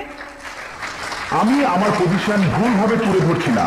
আপনার যাই পজিশন হোক, আমি আমার ফ্রি উইলের খাতিরে, আমার হিউম্যান উইজডমের খাতিরে গাজায় হওয়া অত্যাচারের বিরোধ করছি। আপনার হিসেবে আমি গডের উইজডমের বিরোধ করছি? একদম না, একদমই না। ওনার ওখানে গাজায় খুন হওয়া এটা মানুষদের ভুল ব্যবহারের ফল, ফ্রি উইলের ভুল ব্যবহারের ফল। গড এটার আদেশ দেন না, ওটা থেকে আটকান। এটাই তো সমস্যা না আপনার জন্য কনসেপ্টিয়ার। না না ভাই, আপনি তো বলেছিলেন ইঞ্জেকশন দিলে বাচ্চার কষ্ট হয়। এই ইঞ্জেকশন দেওয়া। স্যার, আপনি এমন রেটোরিক স্টেটমেন্ট দেন তখন তো কোনো সমস্যা নেই, সব হাসতে থাকবে। This is a rhetoric statement, this is not a logical argument sir. I am sorry. এই শেষ 30 মিনিট খুব কঠিন হতে চলেছে। জি, মুফতি সাহেব এসে বসেছেন, ওনাকে মাইক দিন। সবার আগে দুজনকে অভিনন্দন। আমি আমেরিকা শিকাগোতে থাকি। আমার নাম ইয়াসির নাদিম আলওয়াজদি। জাভেদ স্যার, আপনার কাছে একটা প্রশ্ন আছে ইনফিনিট রিগ্রেস সম্পর্কে। একটা হাইপোথেটিক্যাল সিনারিও আছে। ধরুন যদি আপনি একজন কবি হন, তার কারণ আপনার কোনো শিক্ষক কবি ছিলেন, এবং তিনি কবি ছিলেন কারণ ওনার কোনো শিক্ষক কবি ছিলেন। আর একইভাবে আমরা যদি অতীতে পেছনের দিকে চলতেই থাকি এবং কোথাও না থামি, তাহলে মাফ করবেন, আপনি কখনোই কবি হতে পারবেন না। কিন্তু আপনি একজন কবি, আপনার কবিতা এক্সিস্ট করে, এর মানে হলো আপনি কোথাও না কোথাও থেমেছেন। তো আমার প্রশ্ন হলো, আপনি কি ইনফিনিট রিগ্রেস অফ কজেসকে লজিক্যাল ফ্যালাসি মনে করেন নাকি মনে করেন না? হ্যাঁ বা না? আমি এটাকে লজিক্যাল ফ্যালেসি মনে করি না, কিন্তু আমার সমস্যা হলো যখন আমি এটাকে মানি না, তখন আমি সেই লজিক চালিয়েই যাব যেটা ফ্যালেসি বা ভুল নয়। আপনি একটা জায়গায় গিয়ে থেমে যান। আপনি বলেন এই বল কিভাবে তৈরি হলো, এই দ্বীপ কিভাবে তৈরি হলো, এই সমুদ্র কিভাবে তৈরি হলো, এই পৃথিবী কিভাবে তৈরি হলো, এবং হঠাৎ গডের কাছে গিয়ে আপনার ব্রেক লেগে যায়। একবারও আপনি প্রশ্ন করেন না যে ভাই, এদের যিনি বানিয়েছেন তিনি তো এদের থেকেও বেশি কমপ্লিকেটেড হবেন, তিনি কিভাবে তৈরি হলেন। সে ব্যাপারে আপনি নিশ্চিন্ত হয়ে যান যে তিনি সব সময় ছিলেন। তো আপনি যদি তাকে সব সময় থেকে আছেন বলে মেনে নেন, তাহলে এটাও মেনে নিন যে ইউনিভার্স সব সময় থেকে আছে। কি অসুবিধা? তাহলে আমরা অস্তিত্বে আসতাম না, আমরা অস্তিত্বে আসতাম না। যেমন আমি আপনার কবিতার উদাহরণ দিলাম। আপনার কবিতা কখনো অস্তিত্বে আসতো না যদি কবি এভাবেই চলতে থাকতো সব সময়। আমার মনে হয় ইনফিনিট রিগ্রেসের কনসেপ্টটা ক্লিয়ার হতে পারেনি, এটা থাকতে দিন। চলুন এগিয়ে যাই। ঠিক আছে, একটু মডারেটরেরও খেয়াল রাখুন। না না, আপনি তো রেখেছেন, আপনি রেখেছেন। এখানে গহর রাজা সাহেব আছেন, তিনিও একটা প্রশ্ন জিজ্ঞেস করতে চান। প্রথমে তো এটা বলে দিই যে আমি সেই শিশুদের জন্য লজ্জিত যাদের গাজায় হত্যা করা হলো, কারণ আমাদের উপস্থিতিতে হত্যা করা হলো। কিন্তু তার থেকেও বেশি লজ্জার কারণ হলো যে আমার মনে হলো মুফতি সাহেব সেটাকে জাস্টিফাই করছেন। একেবারেই না, আপনি খুবই ভুল কথা বলছেন। একেবারেই ভুল হতে পারে। আমি প্রশ্ন জিজ্ঞেস করছি। আমি জাভেদ ভাইয়ের সঙ্গে ডিসএগ্রি করি। দাঁড়ান 1 মিনিট, আগে আমাকে নিজের কথা বলতে দিন। যদি অডিয়েন্স ঠিক করে তাহলে তো মডারেটরের কোনো মানে নেই। আমার আপনাদের সবার কাছে এটা অনুরোধ, যদি আপনারা ওনারা যা বলেছেন তার উপর মন্তব্য করবেন, তাহলে না সময়ের বাধ্যবাধকতা থাকবে না শৃঙ্খলার। আপনি প্রশ্ন জিজ্ঞেস করুন, সেই প্রশ্নে যা কথা আসার তা এসে যাবে। আমি জাভেদ সাহেবের সাথে ডিসএগ্রি করছি, তাই জাভেদ সাহেবকে প্রশ্ন জিজ্ঞেস করছি। আর আমার প্রশ্ন হলো, জাভেদ সাহেব অনেকবার লজিকের ব্যবহার করেছেন যে সায়েন্সে লজিক আছে এবং রিলিজনে লজিক নেই। আমার মনে হয় রিলিজনেও লজিক আছে, কিন্তু সেই লজিকের বেসিস হলো যে আপনি থেমে যান, যার কথা জাভেদ সাহেব বারবার উল্লেখ করলেন। অর্থাৎ ঈশ্বরের কনসেপ্টে এসে, গডের কনসেপ্টে এসে থেমে যান, এবং এতে প্রশ্ন করা মানে ফরবিডেন হয়। প্রশ্ন হলো, জাভেদ সাহেব কি এতে এগ্রি করেন যে সায়েন্সের লজিক আলাদা এবং রিলিজিয়নের লজিক আলাদা? বলুন স্যার। দেখুন, 3টে জিনিস আছে। সায়েন্স আছে, এক হলো যুক্তি বা প্রমাণ আছে, আর একটা হলো কিছুই নেই, ফেইথ আছে, অন্ধবিশ্বাস আছে। আমি অন্ধবিশ্বাসের লজিকের প্রবক্তা নই। আমাকে আপনি প্রমাণ দিয়ে, লজিক দিয়ে, রিজন দিয়ে বোঝান, আমি মানতে প্রস্তুত, আমার কি ক্ষতি হবে। কিন্তু এই যে ফেইথ, এর মানে হলো যে তুমি এটা মেনে নাও, প্রশ্ন করো না, এটা হবে না। আপনারা সব কথা বলে, অনেক সায়েন্টিফিক কথা বলে, এক জায়গায় গিয়ে ঈশ্বরের অস্তিত্বের ওপর গিয়ে থেমে যান, সারেন্ডার করে দেন। আমি সারেন্ডার করতে প্রস্তুত নই, দ্যাটস অল। আমি আসিম ইফতেখার। স্যার, জাভেদ স্যারের কাছে একটা প্রশ্ন আছে। আপনি নিজের ক্লোজিং স্টেটমেন্টে একটা কথা বলেছিলেন যে রিলিজিয়নের যে ফিউচার সেটা বেশি দিন টিকবে না, কিন্তু আমি দেখতে পাচ্ছি যে অক্সফোর্ড ইউনিভার্সিটির একটা স্টাডি আছে 2011 সালে হয়েছিল, যাতে 50 জন অ্যাকাডেমিশিয়ানস এটাকে সম্পাদন করেছিলেন। তাতে ওনারা এটা বলছেন যে ফেইথ ইন গড মানুষের হিউম্যান নেচারের মধ্যেই ইনবিল্ট আছে, যাকে আমরা বলি প্রকৃতির মধ্যে অন্তর্ভুক্ত আছে। এবং ওনারা বলছেন যে যদি কেউ মনে করে যে রিলিজিয়ানকে সে শেষ করে দেবে, তো এটা তার ভুল ধারণা। তো আপনি এই স্টাডি সম্পর্কে কি বলেন? আমি ওনাদের সাথে অ্যাগ্রি করি না। ওনারা কোনো প্রফেসর হবেন হয়তো, ওনাদের কাছে ডেটা আছে, ওনারা ডেটার বেসিসে হবে ডাটা। ডাটা কি হতে পারে? ফিউচারের ডাটা তো হতে পারে না, না, প্রেজেন্টের ডাটা হতে পারে। ডাটা আপনি শুনেছেন 100 বছর আগের বা পরের ডাটা? আমি তো শুনিনি আজ পর্যন্ত। তো আজ ওনাদের এই মতামত আর হবে মতামত, ঠিক আছে? দুনিয়াতে নানা রকমের মতামত আছে, লোকজন আছে, কিন্তু আমি মনে করি যে সময়ের সাথে সাথে মানুষ বেশি থেকে বেশি রিজনেবল এবং লজিক্যাল হতে চলেছে। আজ আপনি দেখুন ওয়েস্টার্ন ইউরোপে নন বিলিভার্সদের পার্সেন্টেজ কত, অনেক হাই। সেখানে চার্চ খালি পড়ে থাকে। তো আলটিমেটলি তো মানুষ কোনো এমন কথা খুব বেশি দিন পর্যন্ত মানতে পারবে না, চাই সেটা ভুল হোক বা ঠিক, যা তাকে, তার মস্তিষ্ককে, তার মনকে, তার লজিককে অ্যাপিল না করে। ওনারা বলছেন তো অক্সফোর্ডের হবেন তো কেমব্রিজের হবেন, আমার কি নেওয়ার দেওয়ার আছে? ওনাদের ডাটা ফিউচারের হতে পারে না। জাভেদ সাহেব, আপনার কাছে একটা প্রশ্ন আছে। নমস্তে। আরে ভাই, একজন তো জিজ্ঞেস করলেন। স্যার, আমার প্রশ্ন এটা। হ্যাঁ, ব্যাস, আপনাদের কাছে একটা প্রশ্ন আছে। যেমন থিস্টদের কাছে নিজেদের সোশ্যাল গেট টুগেদার আছে, যেমন 5 ওয়াক্তের নামাজ আছে, ক্রিসমাস আসতে চলেছে, হোলি আছে, দিওয়ালি আছে, ঈদ আছে। এই থিস্টরা কি অফার করছেন? মানে আমি ওনাদের দোকান থেকে বোর্ড হয়ে গেছি, আমি আপনাদের দিকে আসতে চাই, কিন্তু আমি অ্যাট্রাক্ট হতে পারছি না। আপনাদের কাছে সোশ্যাল গেট টুগেদার কি আছে?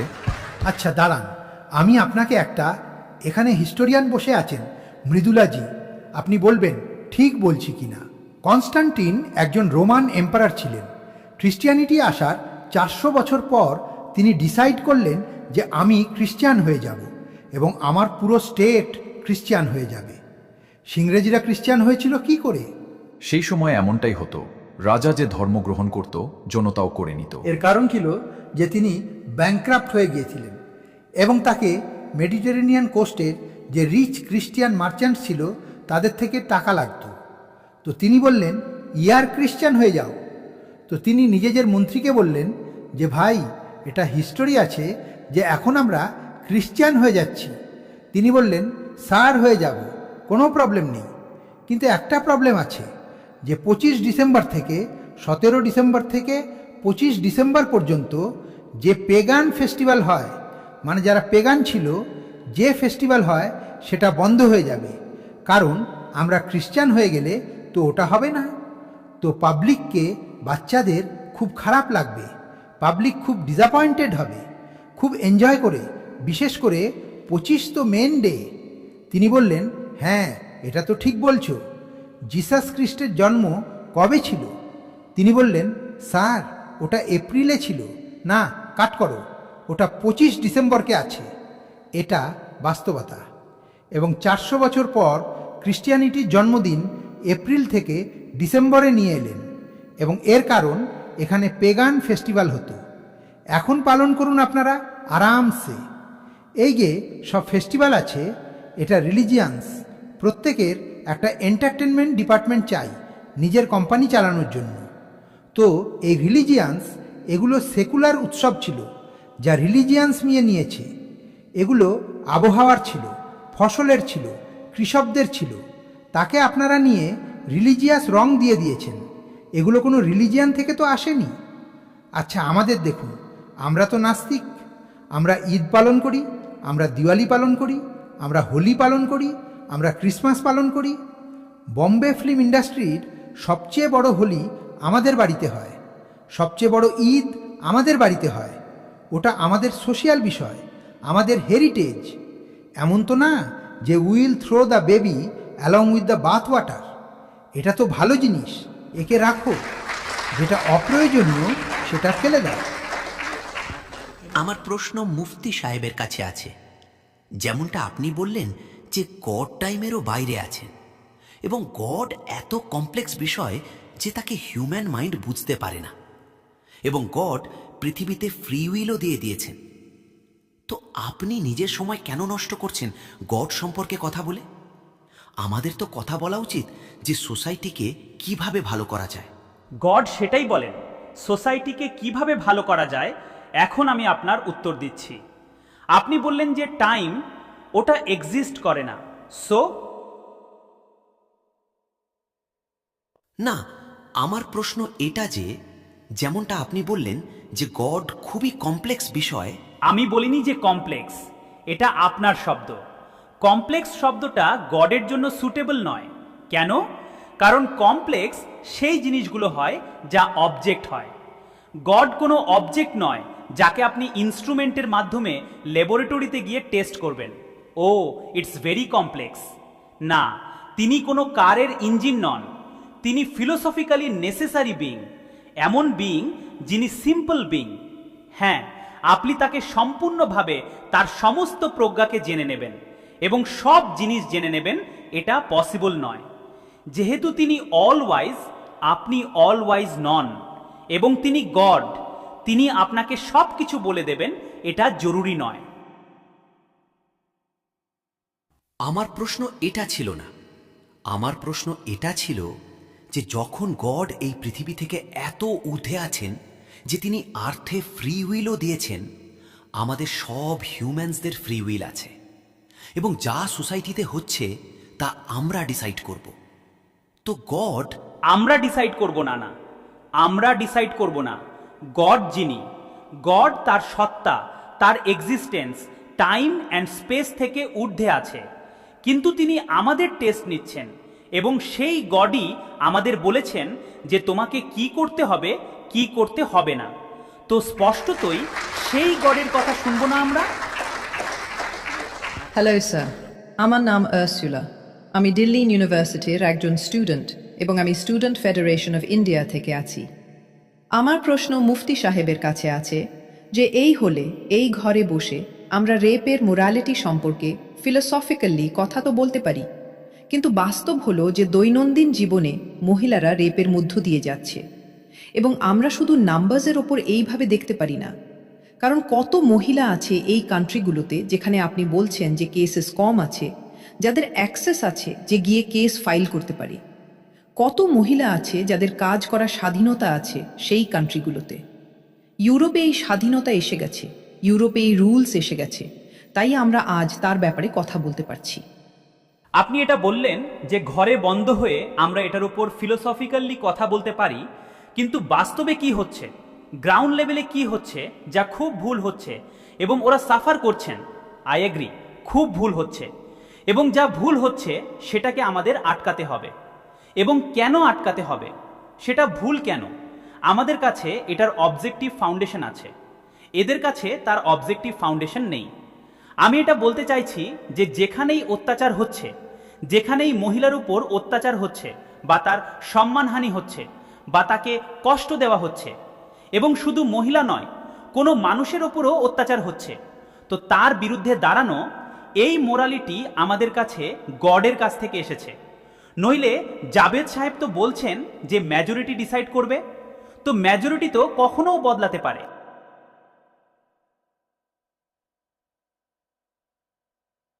এটা একটু আপনাকে ভুল বোঝাবুঝি হচ্ছে।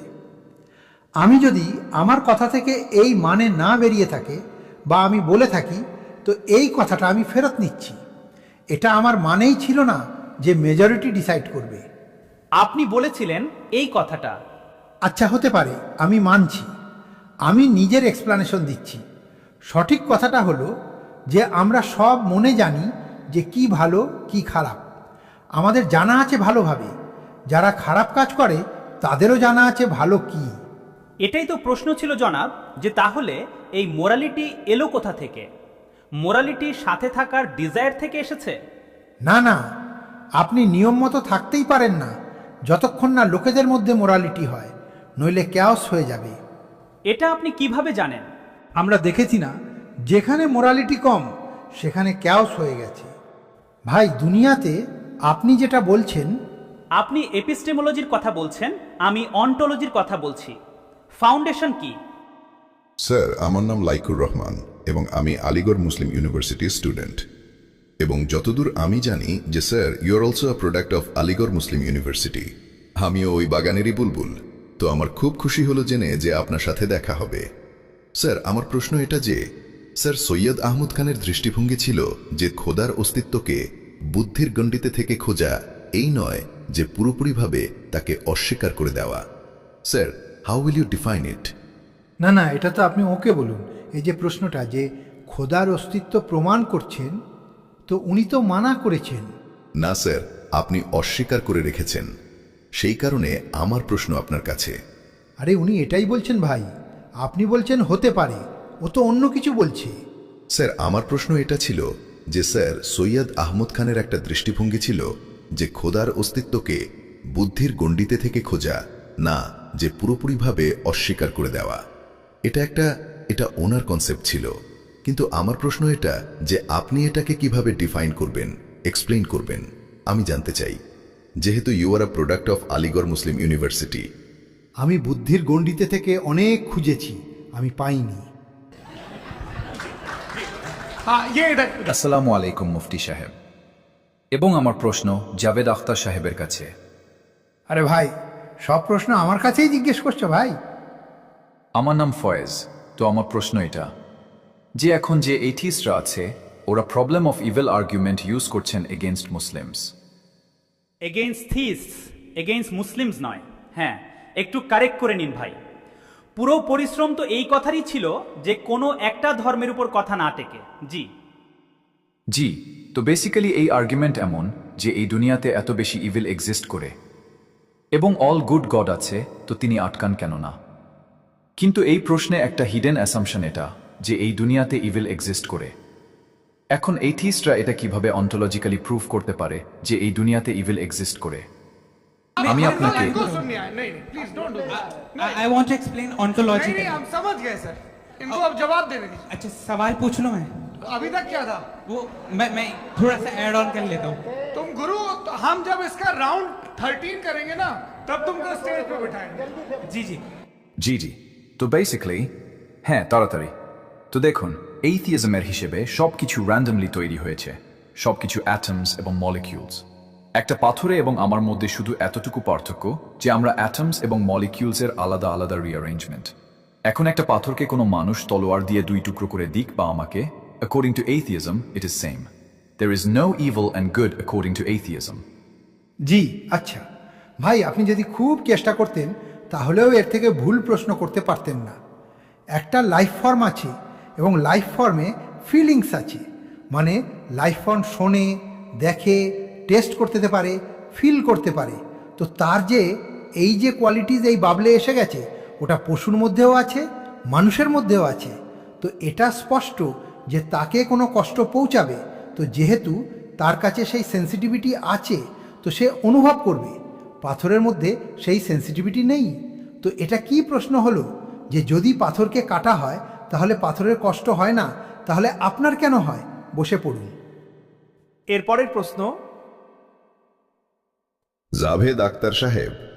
আরে ভাই, সব আপনারা মুফতি সাহেবকে ছেড়ে দিচ্ছেন, ওরাই আমার পেছনে পড়ে আছে। আচ্ছা চলো, বলো ভাই। আপনি প্রশ্ন করেছিলেন যে গাজায় যখন শিশুরা মারা যায় তখন ঈশ্বর কিভাবে অস্তিত্বে থাকতে পারেন, এবং আপনি ইউরোপে এথিজমের উত্থানের কথাও উল্লেখ করেছেন। কিন্তু একই ঘটনা অনেক এথিস্ট এবং অবিশ্বাসীকেও বিশ্বাসের দিকে ঠেলে দিচ্ছে। আপনি এই প্যারাডক্সকে কিভাবে ব্যাখ্যা করবেন, যেখানে কষ্ট কাউকে ঈশ্বর থেকে দূরে ঠেলে দেয়, আবার অন্যদের বিশ্বাসের কাছাকাছি নিয়ে আসে?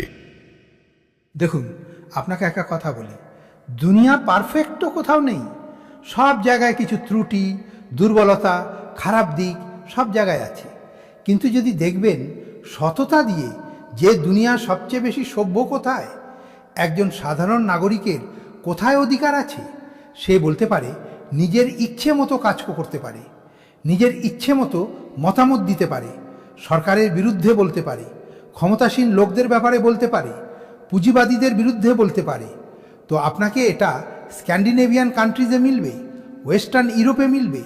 আমি বলছি না ওটা পারফেক্ট আছে, একদম না। ওখানে অনেক খারাপ দিকও আছে, পারফেক্ট তো কেউ নেই। কিন্তু যেই দেশগুলোতে, ল্যাটিন আমেরিকা দেখো, গালফ দেখো, ওখানে আপনাকে এটা নিশ্চয়ই আছে যে রেপ হয় না। হয়তো রেপ করার দরকার কি ভাই? তাকে তো কিনে নাও, ঘরে রাখো, রাস্তায় রেপ করার কি দরকার আছে? কিন্তু শুনুন, কিন্তু বাস্তব এই যে ওখানে ব্যক্তি স্বাধীনতা, মতামত দেওয়ার, বলার নেই। जी, ये एक आखिरी सवाल मुफ्ती साहब से। हाँ मैम, इनको माइक दीजिए। আমার নাম মুনিশা, আমি হরিয়ানা থেকে এসেছি। আমি মুফতি সাহেবের কাছে একটা কথা জিজ্ঞেস করতে চাই। আপনি বারবার জাভেদ সাহেবকে কন্ট্রাডিক্ট তো করছেন যে আপনি এটা বললেন, কিন্তু আপনিও অ্যাজাম্পশনসের বেসিসে কথা বলছেন। আপনি ঈশ্বরের থাকার কোনো প্রুফ পেশ করেছেন, গডের এক্সিস্টেন্সের? এখন এই প্রশ্নটা আলাদা থাকতে দিন যে কে এথিস্ট, কে নয়। এবং দ্বিতীয় কথা, যা আপনি সংক্ষেপে বলেছিলেন যে এটা ফ্রি উইলের ব্যবহার করে মানুষ নিজের, কিন্তু সেই ফ্রি উইলের ব্যবহারে মানে ঈশ্বর এটা দিয়ে দিয়েছেন সবাইকে এই অনুমতি যে সে কতটা জঘন্যভাবে এবং কতটা বেশি খারাপ থেকে খারাপভাবে ব্যবহার করতে পারে লোকেদের সাথে। আপনি ফ্রি উইলকে মানেন না, বা বলেন যে ফ্রি উইল নেই, আছে না, মানেন না। তো এখন আপনার কাছে এটার কোনো এক্সপ্লেনেশন নেই যে যদি একটা মানুষ সেই ফ্রি উইলের ব্যবহার করে ভুল কাজ করছে এবং বেঁচে ভালো জীবন কাটিয়ে পার পেয়ে যাচ্ছে, তার কোনো রিকম্পেন্স নেই। আমাদের ওয়ার্ল্ড ভিউতে যে মানুষ ভুল কাজ করছে তাকেও রিকম্পেন্স, অর্থাৎ তার খারাপ কাজের প্রতিফল পেতে হবে, এবং যে ঠিক কাজ করছে তাকে সঠিক প্রতিদান পেতে হবে। সুতরাং যে ফ্রি উইল আছে সেটা এই উপায়ে আছে যে একটা লিমিটেড টাইম পর্যন্ত ঈশ্বর সময় দিয়েছেন। এমন নয় যে ছাড় দিয়ে দিয়েছে যে যা করতে চাও করতে থাকো সব সময়। সময় আসবে যখন এক্সামের টাইম শেষ হবে, তখন রেজাল্ট আসবে। এক্সাম চলাকালীন জোর করে আপনাকে বলা হবে না। আরে ভাই এক সেকেন্ড, মুফতি সাহেবের কাছে একটা প্রশ্ন আমার। মুফতি সাহেব, আমি একটা প্রশ্ন করি যে যদি যা হচ্ছে ফ্রি উইল থেকে হচ্ছে এবং একদিন জাজমেন্ট ডেতে ন্যায় বিচার হবে, বিচার সভায় ইত্যাদি ইত্যাদি, তো মানুষ প্রার্থনা কেন করে? প্রার্থনা চায়, এর মানে হলো এখনও তিনি এই ডিপার্টমেন্ট রেখেছেন যে আমি দৈনন্দিন জীবনে ইন্টারফিয়ার করতে পারি। তো তুমি করতে পারো, তুমি আমাকে চাকরি পাইয়ে দিতে পারো, আমার ছেলেকে গ্রিন কার্ড পাইয়ে দিতে পারো, এবং ৪৫,০০০ বাচ্চা মরছে তাদের আটকাতে পারো না। না, তো আপনি কি এটা বলছেন যে এই দুনিয়াতে অত্যাচারীদের কখনো বিচার হয় না? আরে যাই বিচার হোক, ও বাচ্চারা তো মরে, ও মহিলারা তো মরে। একেবারেই না। দেখুন, আমি নিজের ওপেনিং স্টেটমেন্টে এটাই বলেছিলাম। জনাব জাভেদ সাহেব শুধু ইমোশনাল আর্গুমেন্ট দেন। এর পেছনের রিজন আমি বলেছি কি, এর পেছনের উইজডম কি আমি বলেছি।